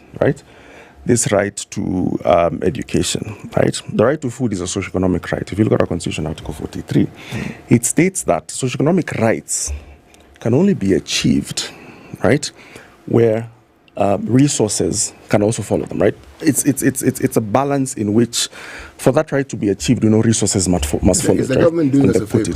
They're not doing us a favor. So it is their duty. Yeah, precisely. Right? It is their duty. Look, I may sound a little harsh on this one, but it's a habit we Kenyans have. Every time the government does what it's supposed to do, we are grateful. Why? They're not using their money. It is our money that they're using to meet these needs. So what is this? We thank them and we're grateful to them for. They should be doing more. Every child who needs to be fed should be fed. True. When we get to that, then I'll say this government has done well. And that's where we want we to are far from it. How is it that we have 10 million children, by your estimates, who need feeding? How many are we able to feed? A quarter. Precisely. Now you tell From me. public funding, yes. Yeah. It has to be public funding. You see, that's the thing. Because of the work that someone like Wairimu did with founding Food for Education and working on the efficiencies and showing that it's actually possible to get school feeding done where you have a uniform and nutritious meal being given to thousands of children at Hundreds the same of thousands, time. Right? Where we can see it's doable and it's possible. And you can also see the cost. And you can even continue working to bringing that cost lower, right? This is just one organization that has done that. We have an entire ministry with departments that have been there in existence, specifically handling nutrition in schools. And they haven't been able to just crack that thing. That's where City is coming in and saying, look, come on. Have you actually been doing what you should be doing? And it's thanks to Food for Education that now we can actually ask that question. So you can't just come and tell us, we are feeding children in the ASALs, they're pastoralists, now we can't go and cook in school. Areas. And if we give the children, then their parents will also now come and grab them. So we have to buy a whole gunia for the whole family. Those are stories. World Food Program works in those areas that we are speaking of, just like they work in places like Somalia. There are other programs other than World Food Programs who have been working in those ASAL areas. Okay? What you do, what you're doing now, gives us a huge advantage in that we can quantify to the last detail what it is that this thing actually costs. Before, you had this huge amount of money and you're told it is in a food program. Yeah. What the details are, you don't know. But every year, the money is there. This year, they've increased it now. This current financial, they decreased it. Sorry. Yes, they have increased it. Decreased. No, they increased it before. Yes, now before. They've decreased it because of the hullabaloo that happened. Okay. The focus that we need to have on the young citizens of this country is nowhere near what it should be. True. How do you have a country like the one we have with the opulence we see, and yet you're talking about people who have no idea what they're going to eat that day, no idea whatsoever? It's problematic. You see, it is that disconnect that I'm actually addressing. I see. And I'm looking at 4.5 billion, and I'm looking at what it can do. And I'm saying that 4.5 billion isn't doing what it's supposed to do. And a big part of what we're trying to do is we're trying to partner with government to bring this efficiency that we have, to bring these skills, to bring this knowledge and experience that we have to be able to do this. This big kitchen... Government will resist it. No, look at the 3 county governments we're working with. Yeah. It's just... Food for Education is not the only entity that works towards providing feeding. Yeah. You've said that. There are others. And perhaps we run the risk then of having so many people doing so many things and you can't consolidate. Yeah. Like we have with bursaries, and I don't know who everybody's providing a fund somewhere. But this is the fundamental, critical issue that needs to be handled.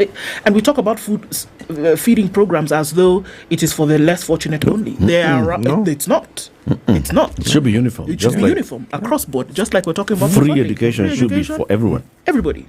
I mean, they happen in other countries around. I mean, remember the famous feeding programs with Michelle Obama, who was insisting on, let's move. Since we're providing food, let's make it healthy, kind of thing. So we're not talking about something that's for poor, but no, it's for everybody. So would there be a case for consolidating the efforts of all of these entities who are providing the same thing? Because you have so many people in the kitchen, you don't really know who's providing what, or then which doors you've opened for pilferage. True.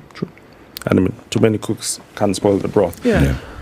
One thing that has brought together a number of actors is what's known as the School Meals Coalition. Actually, last week, the president hosted a number of ministers from about 11 countries for that. So there's a global School Meals Coalition, but there's also a national School Meals Coalition with government involved, with the donor community involved, and with organizations such as ours that are implementing involved. So that is one platform that brings these actors together, and WFP was mentioned as well. So all these actors have come together, and that coalition was actually launched, I think, 2 months ago, less than 2 months ago, at KICD. So that's one way all this collaboration is happening. But we're seeing it in other, we're seeing also, for example, we're having conversations with the Council of Governors, right? And they're interested in looking at bringing the counties together and aligning on policy issues when it comes to school feeding. So there are ways in which that consolidation is happening. Yeah. Some good work you're doing. We must commend Food for Education, right? Thank you. As the policy lead in this organization, you keep drafting the policies and doing the advocacy and using others. So then the entire government starts looking at it as it's not just for poor people, for those in the marginalized areas. It's a constitutional right to take our children, have them in school. And if feeding them increases attendance, increases enrollment, increases performance, then it must be an integral part of it. Asante sana. Shalom Ndiko is the policy and legal and sustainability expert at Food for Education, a non-profit, non-governmental organization that's dealing with feeding children in our schools. 9 a.m. news time.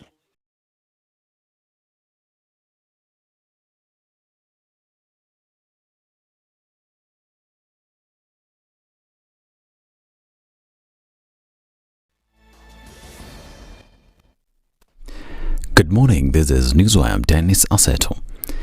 Deputy President Professor Kithure Kindiki is in Botswana, where he will be representing his boss, President William Ruto, at the swearing-in ceremony of President-elect Duma Boko in Gaborone.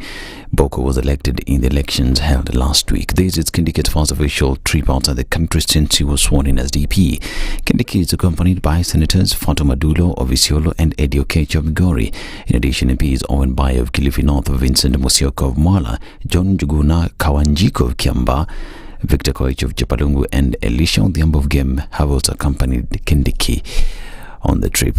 And President Ruto has called for global collaboration to end hunger and implement policies and programs that boost food production to feed the rising population. He said governments, international organizations, the private sector, and other partners should work together to ensure farmers have access to the necessary inputs, irrigation systems, and infrastructure to prevent post-harvest losses, among others. It is time for us to deploy the power of our partnerships beyond policy making to securing substantial commitment in pursuit of tangible actions like we have seen in Ethiopia. It hasn't happened by chance. It is deliberate, it is intentional, it is well thought out. Expanding irrigation systems to support our agricultural productivity, especially in the context of unpredictable weather, making sure that there is adequate water storage in dams, ensuring that there is adequate infrastructure to support post-harvest management of produce, ensuring that there is adequate and appropriate infrastructure to support agro-processing and value addition. He was speaking at the World Without Hunger conference in Addis Ababa, Ethiopia. Trans Nzoia Governor George Natembeya has advised parents to make good use of the limited resources they have during this festive season and long holidays for students, knowing that next year they will be required to pay fees, prepare their farms and continue with other economic activities. Speaking in Kapretwa, Natembeya encouraged parents to spend time with their children and advise them on the effects of early pregnancy, the use of drugs and involvement in criminal activities. Likizo ya Disemba mara nyingi huwa na mambo mengi sana. Unapata kuna sherehe, kuna shamra. Inafika mara pia kuna fedha kidogo, maana watu wamevuna mahindi, so wako pia na fedha kidogo.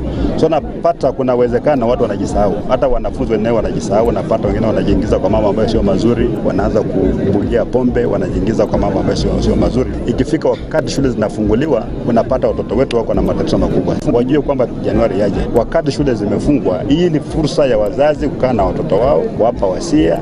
Na pia wale watu ambao ni watu wazima pia tunataka wajibike katika jamii. Kila mtoto ni mtoto wako.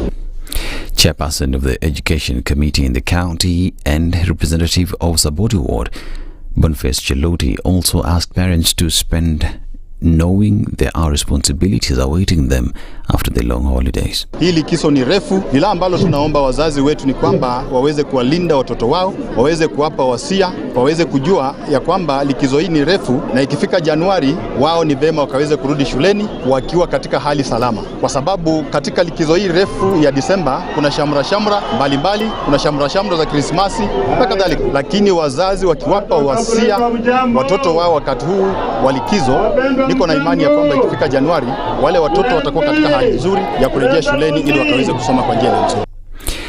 But the Committee on Delegated Legislation, chaired by Samuel Chepkonga of Incompetence, has approved a key legal notice aimed at enhancing the road maintenance levy.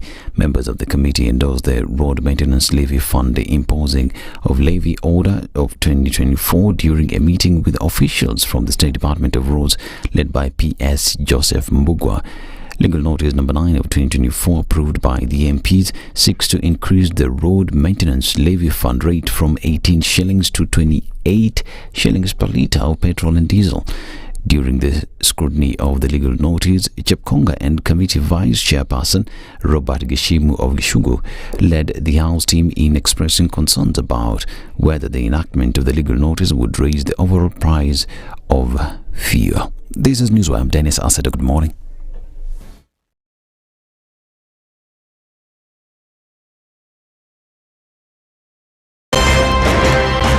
It's critical that people pay taxes. But then taxation has to have a limit.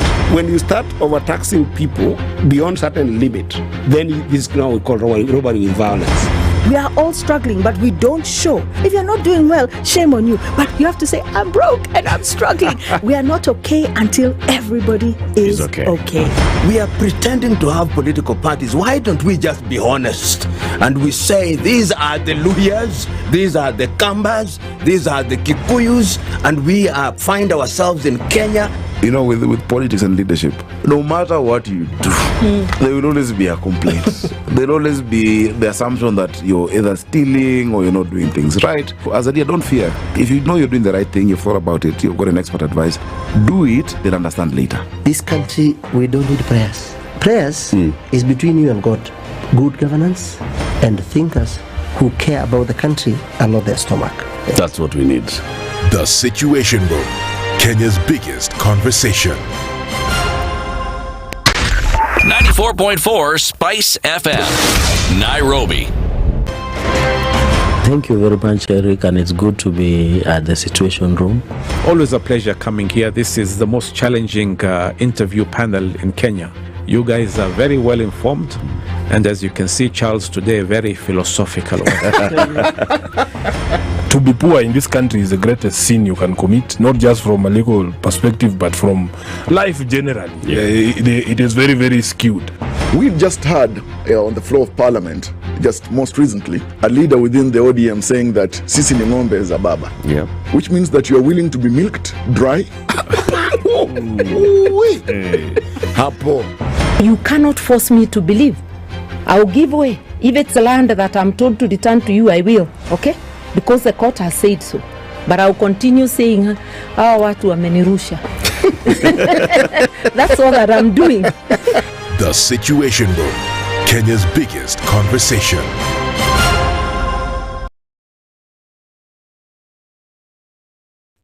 All right, still a bit of a slippery morning in Nairobi with the rains coming down, but let's have a look at what's happening on the streets.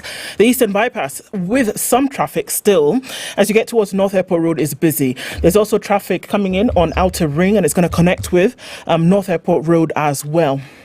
Okay, what else is happening? Thika Superhighway survey going towards the city, that's busy. And also still some of that on Gong Road. The Langata Road traffic, not so crazy. But Magadi Road still continues with a bit of traffic joining with further up on Langata Road. Let's keep an eye on this and see what happens. Coming out of traffic hour not too far from now, SpiceFM KE on X, hashtag the Situation Room.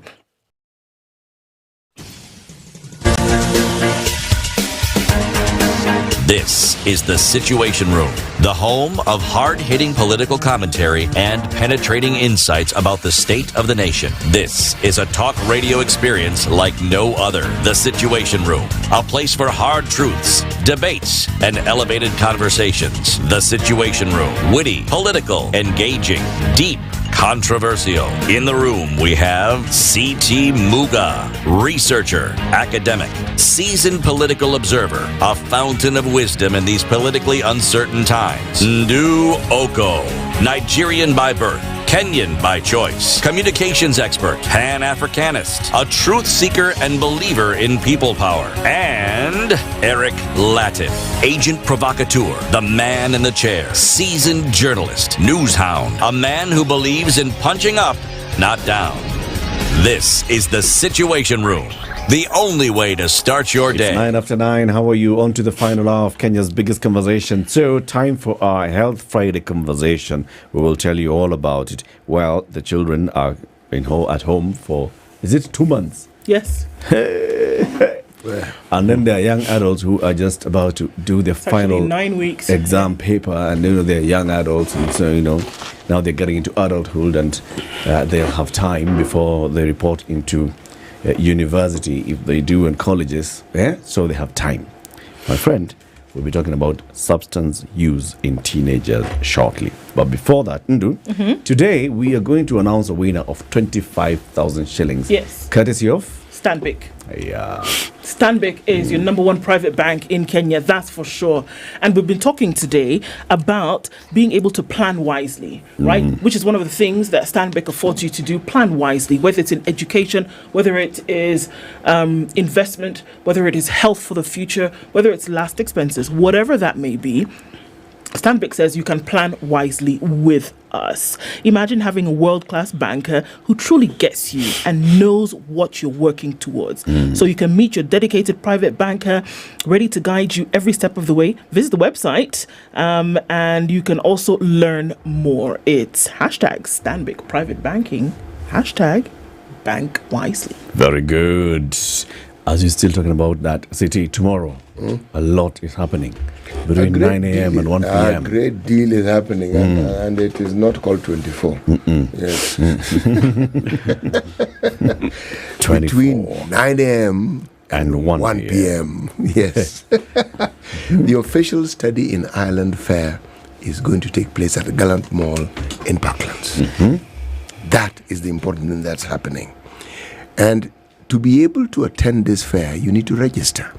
And you need to register, you need to go to www.cradle.com and you will register. When you register, you will then be invited meaning you'll receive an invitation, and with that invitation, you'll be able to attend the fair. The fair can only be attended by those who have received an invitation. Yeah. Only. Yeah. Yes, exactly. But why do you want to go and study in Ireland? Well, let me mention a few things you should consider. When you go to Gallant Mall, you will be able to meet the representatives from top universities in Ireland: Griffith College, University of Galway, University of Limerick, Dublin City University, Technological University of the Shannon, Independent College, University College of Cork. And why is this important? Well, they will be able to tell you the things you need to understand in detail about the universities. They will be able to tell you about the scholarships that are on offer. They'll be able to tell you about how it is you can board and live in Ireland. They'll also be able to tell you about career opportunities that await those who are either studying or those who have completed their study. But more importantly, how to get to Ireland. Visa application guidance. Very good. Yes. Now, I want you to walk over to the HR manager's office, okay? Carrying your gadgets. Tell them, have you heard about Taifa Pension Fund? They'll tell you, what's that? Tell them, get out of here.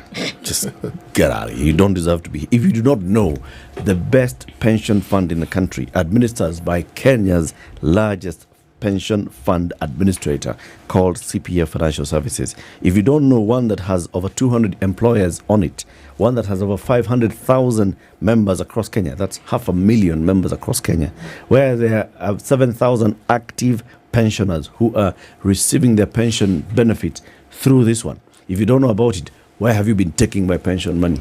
Ask them that question. Tell them, can you get it out of there? And bring it here. Get it out of there and bring it to Taifa Pension Fund, right? Right. www.taifapensionfund.com, and if you get onto that website, just go to the bottom of the page. You can show your HR person. Joining Taifa Pension Fund is 3 easy steps. Number 1, upload your company details. What are the company details? Name, last name, nini, company, and all those and so forth. Download required documents. They actually have them there, so you just download and then sign and re-upload the forms. Simbo. Okay. This November, this is the last time that money will go to that other pension thing. From December, your money goes to Taifa Pension Fund. Simbo. Okay. Simbo. Okay. Let's introduce our guest for our Health Friday conversation. Dr. Mahmoud Merali is a consultant medical psychologist at the Aga Khan University Hospital. Dr. Ari, good morning. Good morning, and thank you for this privilege. I'm humbled. Karibu sana. Asante. That's the hot seat of the Situation Room. Okay. All Okay. right. Do you want to swap places? You've been in it before. Medical psychologist. How do you feel sitting on that chair? Worried about our youth. Right. Very worried. What does that make you feel? Apprehensive. The seat is nice. It gives an opportunity to air concerns, share experiences, but it brings up the worry even stronger. Now, you've said that worry a number of times. And when a doctor such as yourself, as senior as you are, use the word worry more than once in a sentence, we should all be worried. We'll have that conversation on why. Siti, please welcome the worried doctor. Is it an age thing? This guy yesterday was, what was it? Perturbed. Perplexed. Today he was perplexed. Yesterday he was perturbed. Yes. Yesterday he had perturbations. Today he had perplexities. Yes, it may be an age thing, but and it's with good reason. There are things you look at and it goes beyond concern. You're now bothered because something is going really, really wrong and you can see it. And the thing that age gives you is the advantage of seeing where it will end. Not might, where it will end. You can actually see it. You can see it, eh? Yes, you can. Kuishi kwingi kuona mengi. And you're evil, Baba. And that's what the children don't like, isn't it? That you can see ahead and try to prevent them from those hurdles or those falls. And they don't like it because they say, let us experience it. They're wondering, we are here with you. Tell me about what you've seen in the past. You can't really be seeing what's ahead. I mean, here you are with me. Anyway, Siti, the proverb. Our proverbs for this week, our final proverb for this week And the proverbs that we've had this week have been from the Democratic Republic of the Congo, DRC. Imitating things led the frog to have his ears cut. Imitating things led the frog to have his ears cut. Dr. Mahmood, what's your interpretation of this proverb? That makes me even more worried. Because it's just telling you that society is good at aping. We are very good at imitating. We adopt practices, cultures, values from different cultures around the world, and then we forget ours. And eventually when the ears get cut, and then we say, let's go back to what we had, it's no longer the same. Times will have changed, your values and principles will have changed, and your taste will have changed. Yep. It's like somebody saying, I want to live in America, and then missing home so much that they want to come back. And when they come back, they find they're not fitting, and they become what we call acultural. So aping, imitating is very appropriate, as the proverb that you're saying. It's that now, do you cut the ears only, or is it going deeper than that? Boy. You've done an excellent job of actually giving serious meaning to the proverb. Thank you. So, Siti, what would your interpretation have been like? You see, it's like there are many cultures that have similar sayings, all right? And the saying is simply this. There are things that you know you can do because you've done them. And as the good doctor has mentioned, they are part of your culture, so you understand them. But then you decide, let me imitate someone else. Let me do what somebody else is doing. Let me wear clothes that other people are wearing. Let me have a bone passing through my nose as opposed to my ear. Okay? And it looks good. Yes. And so you think you fit in. And then, as the good doctor again said, now reversing that whole process, you suddenly realize that now what you're dealing with is regret. Why did I do this? Yes, you cannot. Yes. No. You can't reattach the ears. No. They're gone. No, they're completely gone. That's it. And they're not going to grow. Wow. It's not like a lizard's tail. This one, once you cut it, it's gone. Yes. So, Dr. Ari, why are you worried? When I started counseling almost 30 years ago, mental health was just the tip of the issue in terms of presentations. And then as time went on, we saw it progressing and said, hey, we need to go back to school to learn what is this thing about mental health that is becoming so strong. Today, that's all we are seeing. Mental health, it's across the age group. Unfortunately, the age group is dropping in that we are seeing younger and younger. Initially, it was very rare to see a primary school student. Today, you see primary, and now you see nursery. What? And 4-year-olds coming in and talking of suicide even. At 4? At 4.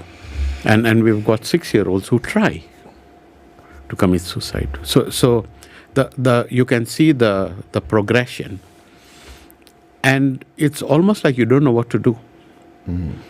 We know there's a problem. There's plenty of studies out there to show what contributes. Substance use is just one of them. It starts early. It's starting earlier and earlier.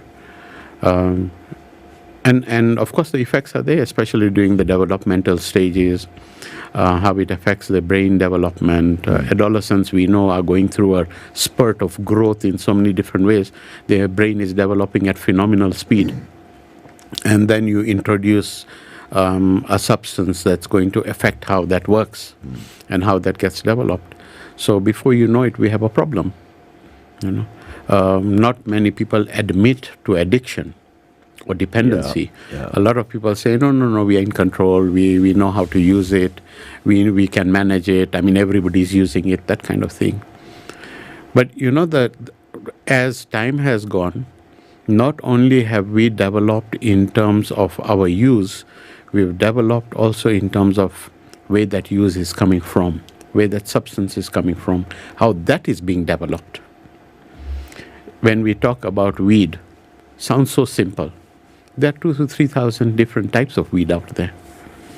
And when you start mixing, you're going to have something popping out of that. The days are gone when weed was just seeds thrown and it grew and you took the leaves and it seemed harmless enough. And it was harmless to some extent because you could take it and then go off it. I mean, a lot of kids tried it in school, and then just went on with life. Didn't get hooked on it. Today, if you take weed, you are not really getting organic weed. You're just the leaf is a conduit for a chemical. And so what you're getting is very, very different. It's a totally different ball game. And so when we are talking of addiction, we're talking about mental health issues, we can see where it's coming from. Dr. Are you saying that our young children are getting into mental health issues mainly because of substance abuse? Not mainly. Okay. Substance abuse is one of the reasons that they are getting into mental health issues. It's one of the contributing factors. What are the others? The others are environment. The others are stresses of life. There's a lot of focus on meritocracy in schools. Come up with your 100% in everything. And it's very common. I sit with parents all the time, and you'll find them, you'll say, the kid will say that, when I come with 98%, they ask, where did you go wrong? And what's wrong with you? What's wrong with you? I mean, and how could you make that mistake? Yeah. That stupid mistake. They're not looking whether you get an A+ from 90 or you get an A+ from 99. It's still an A+. Yeah. And it's still damn good. Unfortunately, the focus is on the black dot on the white paper rather than on the whole white paper, kind of situation. So it's quite sad that way. That's one contributor, parents. Parents, don't forget, a lot of substance use doesn't necessarily mean it is starting with peers. It's also starting at home. There's influencing factors at home, there's environmental factors, there's social factors, there's environment and in the house that is also contributing. Parental disputes, marital discord, breakups in family, substance in the home, availability of it, social settings that people want to live with. And so if the child is seeing their parents drinking, what stops them from even trying? And the parents will say, don't drink. And then the parent is talking and saying, I started when I was 15. Why shouldn't this teen start when he's 14 then? So we are seeing this Daktari that is getting younger and younger. So that, just from what we've been able to see before, there's interest. You've seen somebody, so you want to say, okay, this thing that's making them do this, can I have a feel of it? Can I have a taste of it? There are other factors. There's depression. There's depression. Mental health issues that make somebody go towards substance Absolutely. abuse. So beyond curiosity, peer pressure. Yes. What are some of the reasons, other things that you're seeing that is making them go? There are so many. Remember that there is peer pressure, yes. There is also social influences. Our billboards and that may be contributing. The nice pictures that you see, I just saw the one for Martel outside. But if you look at the picture of Martel, it doesn't have kids on it. It's got mature guys on it. So that's a plus. If you see the Johnny Walker's the sign, it's got a really old-looking guy in a black tuxedo. So it's not necessarily that the billboards and that are contributing. They may have a factor. I mean, it's one factor, and maybe a very small percentage.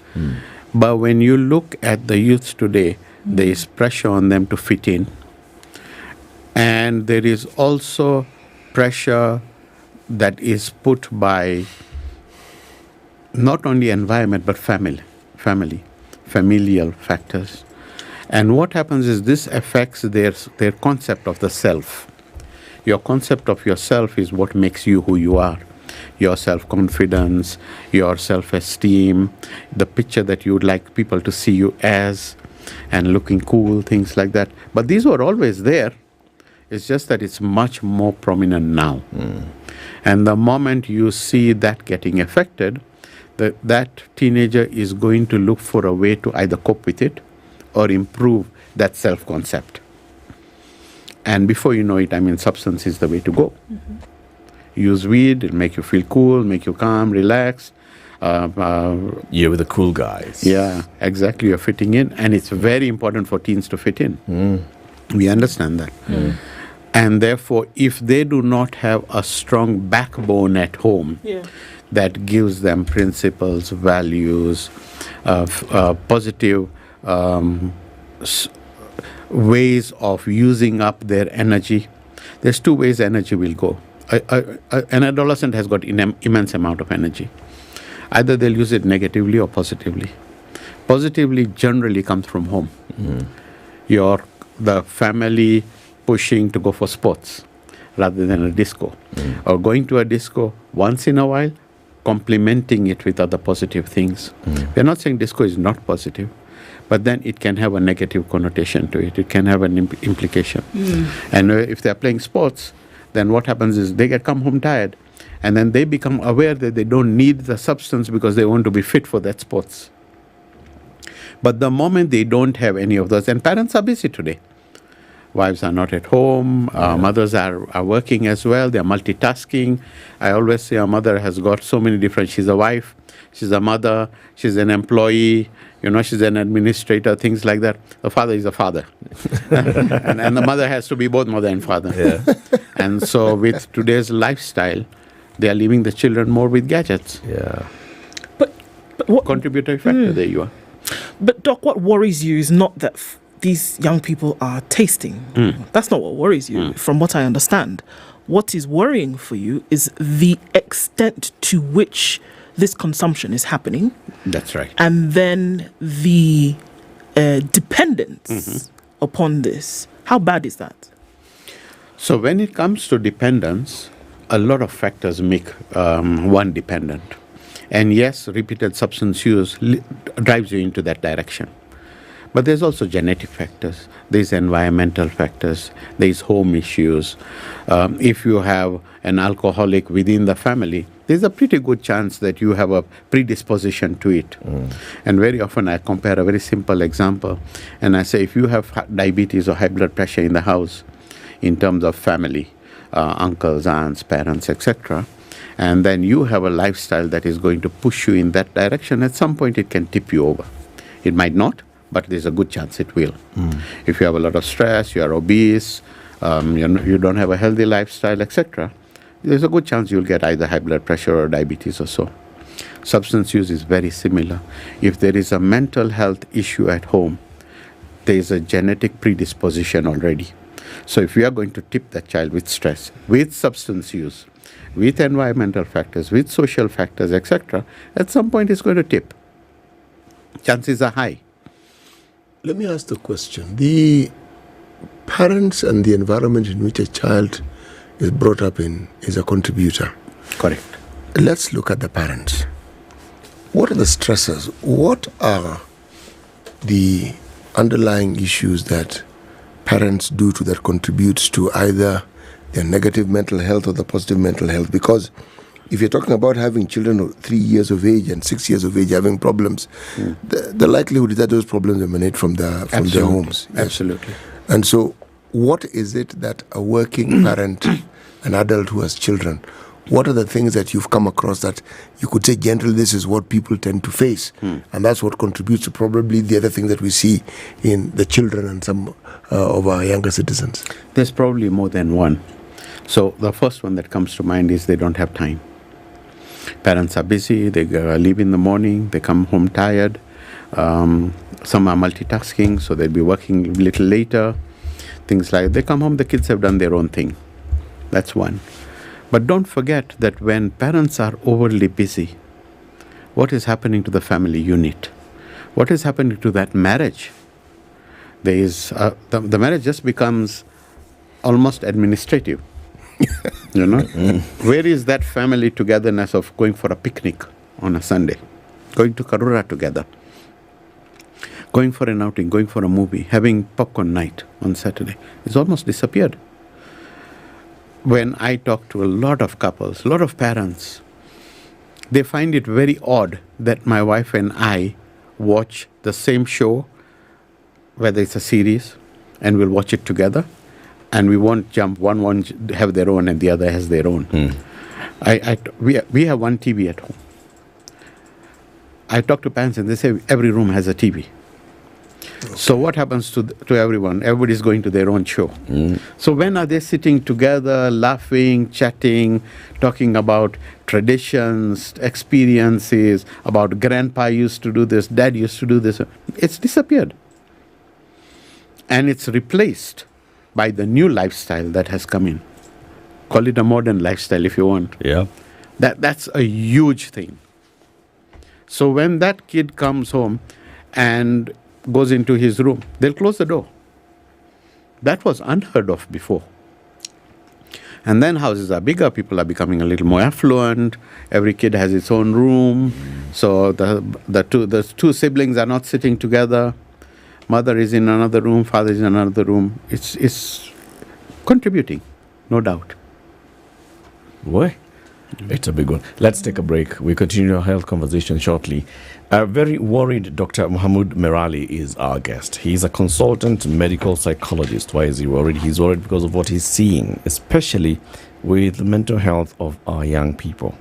Substance use in teenagers, and what are the contributing factors that lead to this, but also beyond just substance abuse. What is it that is affecting our young men and women? He is from the Aga Khan University Hospital. Now, have you downloaded Tala? If you haven't downloaded Tala, my friend, let me just stop calling you my friend.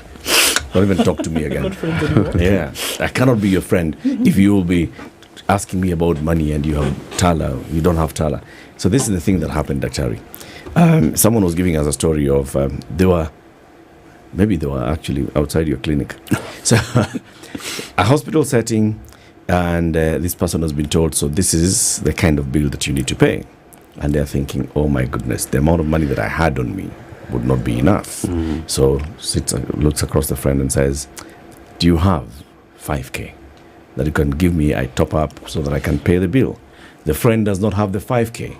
But the friend says, why don't you just borrow from Tala? And he was like, oh yeah, that kind of thing. Oh, by the. So he goes to Tala, borrows the 5,000 shillings, settles the hospital bill, leaves the hospital. Within a few days, he's able to raise the 5,000 shillings to repay his Tala. And he was like, that's it.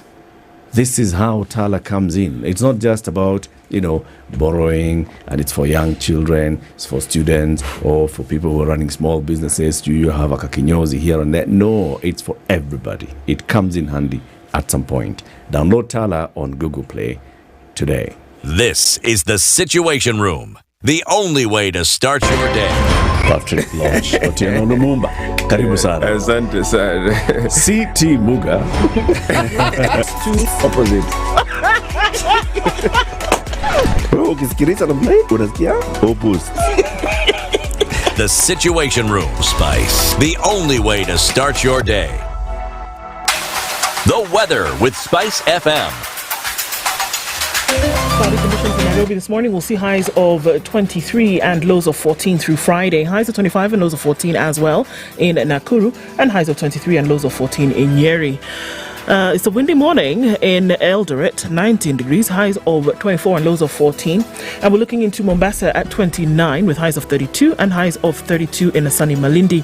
Kisumu at 23 is sunny with highs of 31. Kakamega at 21 is sunny, going to highs of 30. Kampala is sunny now at 24 with highs of 28, while Dar es Salaam at 29 is sunny with highs of 30. Johannesburg at 16 is cloudy with highs of 25, while Mogadishu is 30 with highs of 31, 17 and sunny. Into Addis with highs of 22. It's cloudy at 26 in Lagos with highs of 32, and 16 and cloudy in Johannesburg with highs of 25. I beg your pardon, 25, 24 and rain showers in Kinshasa with highs of 31 and lows of 24. Friday afternoon is 16 and hazy in Beijing with highs of just 16. Paris cloudy at 8 going to highs of 11, while London at 9 is cloudy with highs of 10. Clear at 11 in New York Thursday night coming into Friday, highs of 20 and lows of 7.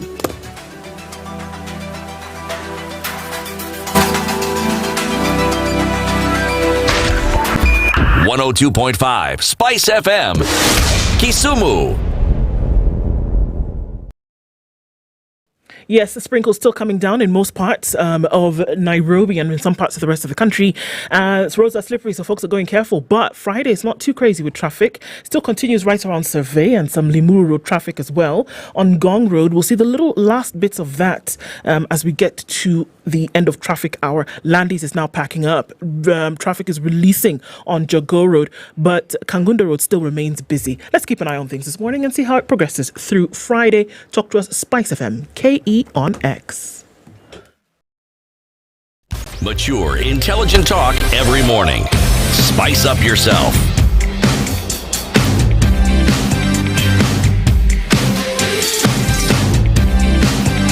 Mornings done right. 94.4 Spice FM, Nairobi. 23 minutes to 10. Ndu? Yes. Somebody's about to get some good news. 25,000 shillings. If that was what you were looking for, you actually got it, right? And our winner for this morning, the question, what having listened to what Stanbic Bank has to offer and when it comes to planning wisely, what attracts you on your path towards securing your legacy? And who is this morning? Saidi Mwana Kombo is our winner for this morning, telling us how Stanbic has really given him the life that he has been looking for, sustainability of his business, and being able to get a lot of things on for his personal life as well as his business. Thank you, SpiceFM, for this great. Very good. Said is actually saying that as he was typing this, he was at the Hub Karen branch of Stanbic Bank for a loan facility top-up, and the 25k going into that account will go a long way in making the holidays merrier. 25,000 shillings to you. Very good. Very good. He's Congratulations. Not my friend. He's now your friend. Saidi should now be your friend. Dr. Mahmoud Merali, consultant medical psychologist at the Aga Khan University Hospital. We are talking about substance use in teenagers. These are some of the things that you have observed from the clients that come to you, from the conversations that you have with your clients, and what you're able to then to pick out is there's an issue. And that's what you started by saying, I'm worried. I'm worried that there's an issue. Is there anybody else who is worried? I think parents are worried. It's not that they're not. And I think most medical institutions today are worried because they're probably all seeing the trends that we are seeing. So it's not that it's not concerning. It's probably also a worry for the upper adolescent age, 25 onwards, because they can probably see dependencies creeping in, mental health issues creeping in. So it's not that they are not worried. It's how we are all dealing with it that seems to be at variance, maybe. That we can acknowledge there's a problem. We can sense it. We know the causes. We know the effects. We don't seem to get it right as to what to do. Siti. You know, the what Dr. Mahmoud is talking about is what you call food for thought. Why I asked the question about the adults is this. Every day when we read the papers, the things that keep shocking us and depressing us are the atrocities we see being committed by grown-ups. Some of these things are directed at children. Some of these things is adults against adults. Right. And it's not as though it's decreasing.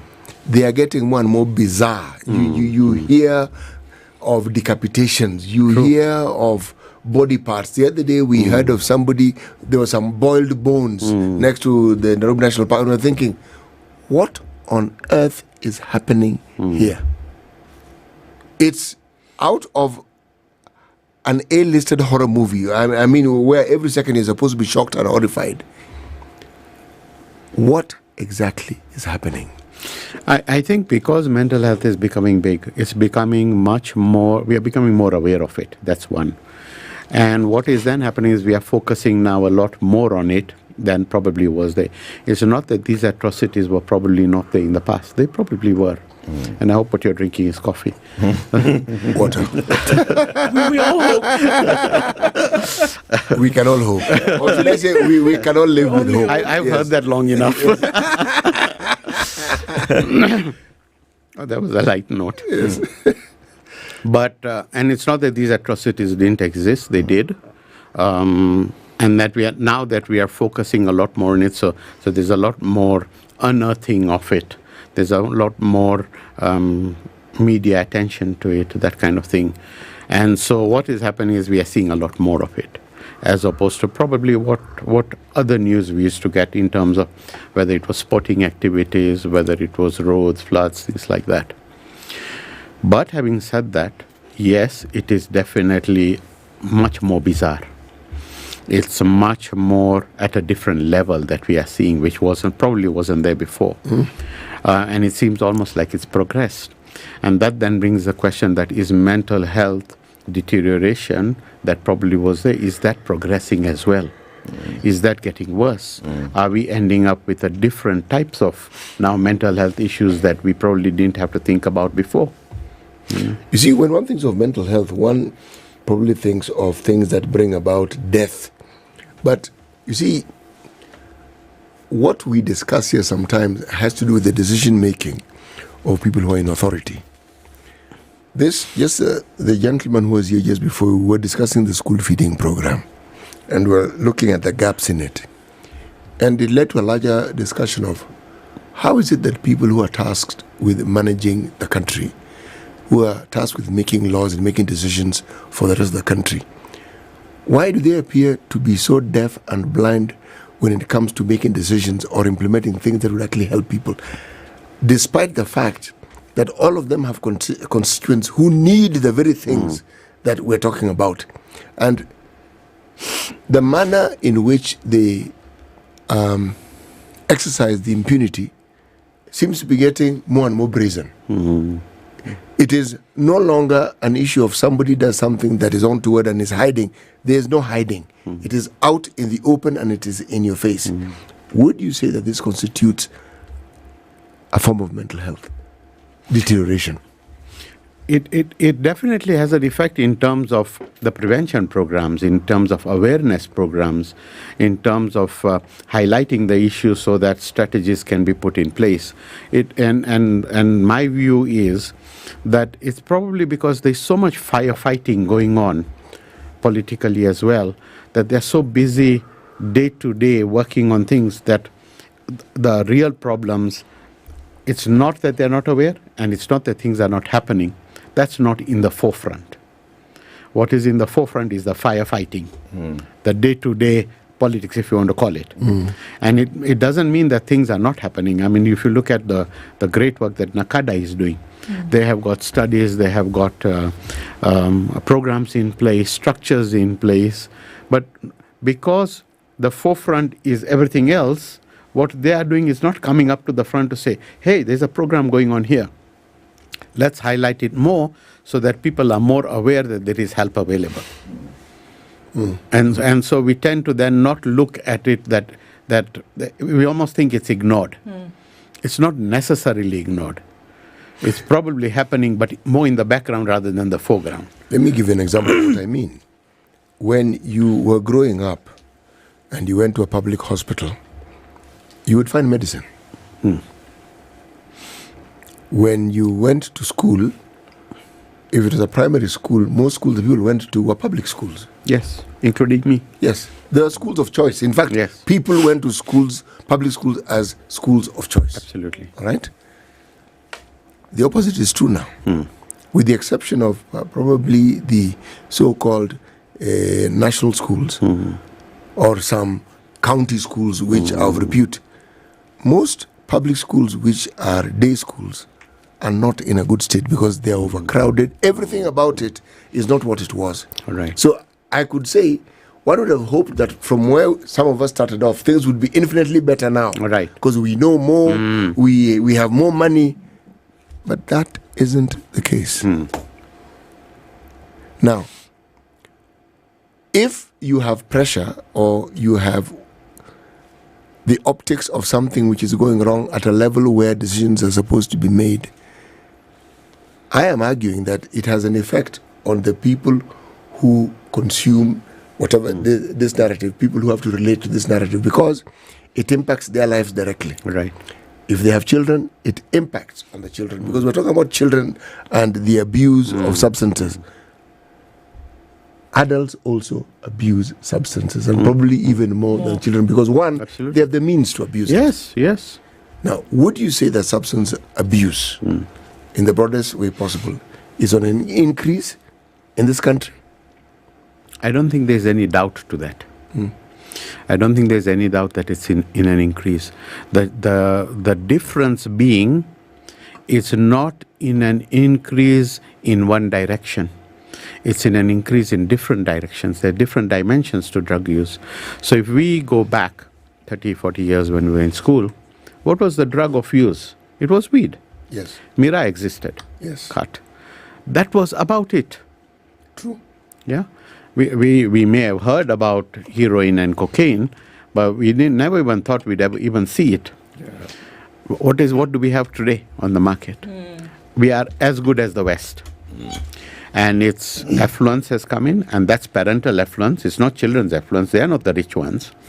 Parents are rich, probably giving the kids a little more pocket money, and the kids are exposed to all of these things. And then because of the influencing factors that we talk about, family, environment, pressures of life, self-esteem, blah, blah, blah, peer influence, social cultures, etc., what has happened is they have that availability. And so why not give it? Teenagers will experiment. Today they are able to experiment with a lot more. They have a variety of experimentations that they can do. And there are new ones coming all the time. I mean, we are not talking about crack and cocaine and pills and that. We are talking about, you've heard of Jambu juice, the new one on the market. What on earth is Jambu juice? Welcome to the real world. Mira. There's a juice taken out called Jambu juice. And that's the new one on the market. And there are people looking at how they can bottle it and market it. And so we've got a new one. It's going to be tried because when it's there, that kid is going to say, have you tried it? You don't want to say no. You want to fit in.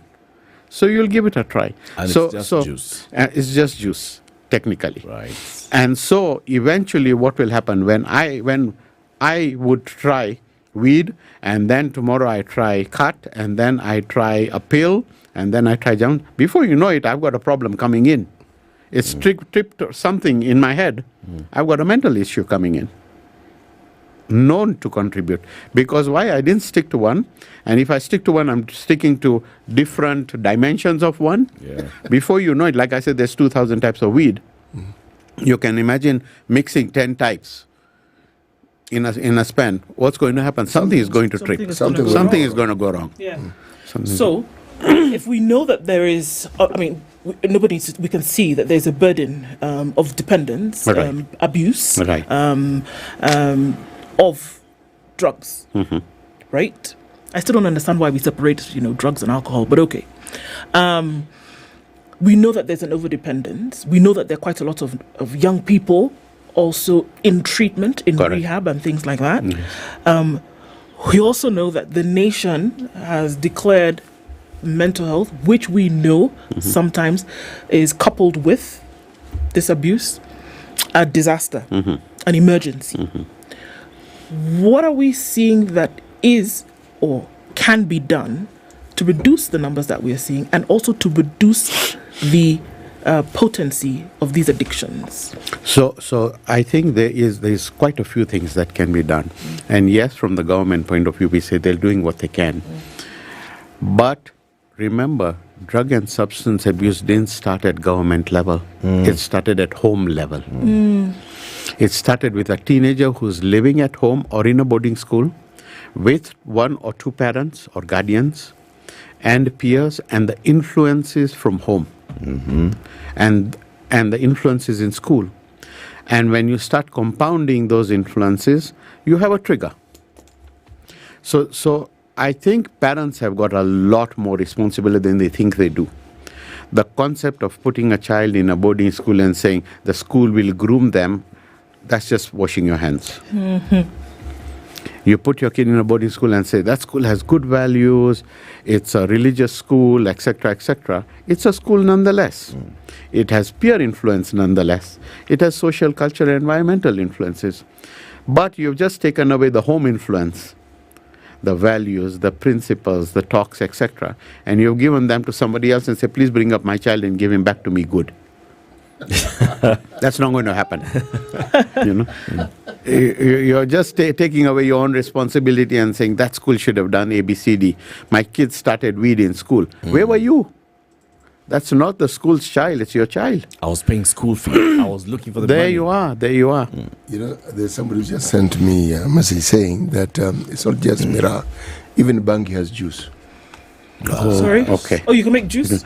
I've just been informed. I've just been enlightened. Yes. Don't see anymore. And then don't forget, I mean, weed has progressed. It used to be just weed that was put in a newspaper and smoked. Yeah. Or the cigarette roll papers and smoked. It was called Rizla. Okay. You're from that generation. I'm from that generation, yes. yes. Those nice small packets with the yes, you exactly. could lick it and stick it. Yes. What has happened is you get weed in cookies, you get weed in cake, you get weed in juice, you get it in sodas, etc. And then the youngsters are very, very tech savvy. So today, if you start Googling and saying, where can I get hemp juice? Also, you'll find somebody who's selling hemp as if it's a hair product or something, and probably pretty available online. Yeah. And it's very easy to get, very easy to order, very cheap. I mean, how much is a roll of weed? 100 bob? I don't know. Yes, it's about 100 bob. Yes. My time was 10 bob. And the 10 bob was a great deal in my time. Yes, exactly. Yes, it was a lot. But you see, that means it's affordable. Yeah. It was extremely affordable even then. Yes. We didn't easily go into it. Yes. Or whoever experimented with it was the one where 10 people are sitting and they're sharing one joint. Today everybody has their own joint and their own type. Actually, it was rarely smoked alone. Mm-hmm. No, yes, you behind the labs. You smoked with your friends. Yes. And so one joint went a long way. Today, you will not share the joint easily because you have your preference of type. Oh dear. And so what happens is you have your own stash, which is enough to last you a week. You're not going to share it. So what happens is you have a lot more availability than before. What I'm hearing you, Doc, saying is that the adults have a responsibility and they seem to be shirking that responsibility, right? Yes. And there are very many factors that are contributing to this. I mean, Absolutely. There's the life pressure, right? That you have all these things to do, right? And you've got the needs to meet, and so you focus on that, and then just hope that just have all these balls in the air, catch the red ones, right? The black ones, if they come on this route and there's no red one on the way, you'll catch it. Yeah. If the black one just falls, you have a basket down there that you're hoping it'll get to the basket. It's pressure. It's pressure. How can we do this? You want us to reduce the balls? True. Increase the hands? How do we deal with this? And it's not saying that the parents don't recognize the challenges they are having. Life has become a lot more pressured. There is a lot more need and emphasis on finance-driven lifestyle as opposed to what we had traditional or value-driven lifestyle. Yes. And so what is happening is as parents are trying harder and harder to give their children what they call a good life because they had a tough life, they don't want their children to go through the same thing, and so they're giving in more and more to the children. A parent will do without in order to make sure their child has got a good pair of shoes. And they won't make do with just one pair. Yeah. They'll do with a brand. And the parent will probably taking a matatu and leaving the car in order to feed that. So parents are trying to fit in with society as well, and that's putting pressure on them, giving them holidays, etc. Private schools are not absolved completely. I mean, look at the education whereby every term or every year they have a trip. And now it's not a trip to Karura Forest. No. It's an abroad trip. And the parents are trying to fit in and saying, oh my God, I need... Yes. And so, and then if they don't, there's an effect on that child. So there are very many programs, like, boot camp programs, holiday programs for the youth, for the teenagers to attend, so that they can be, be given, they can be nurtured, they can be taken through. What I'm hearing you saying is that we actually need boot camp programs for adults, for parents. Yes, absolutely. And we're not getting that. And not only for adults, for families. For families together. So that they can have that sharing. They can have that time which they are not getting Monday to Friday or Monday to Saturday. And then Sunday, everybody's just too tired. They're waking up midday. I mean, the day's gone. City, that's an idea. It's a very good idea. Boot camps for families. Yes. Well, it is a very, very good idea. And in that, then you incorporate programs. And this is where the well-wishers and the goodwill comes in. That let's have programs in that will have joint family activities, maybe a chat or two, maybe a fireside chat for the kids, for the teens. And there are some religious organizations or some paths that are being followed in that. It's not that it's not there. But it's not a norm. It's not as widespread. You hardly hear of it. You know?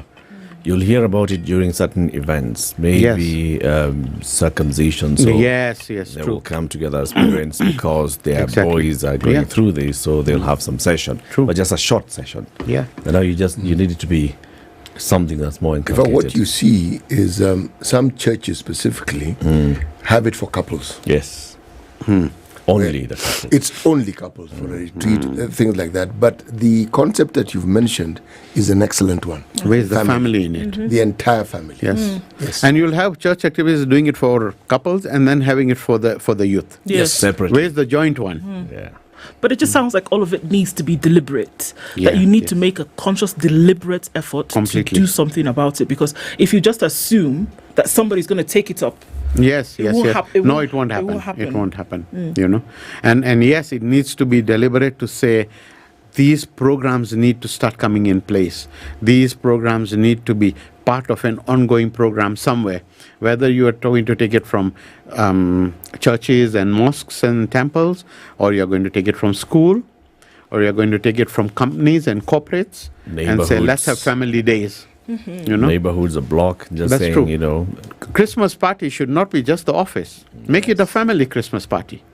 Khan University does that. Okay. They have family day. They just did one the other day.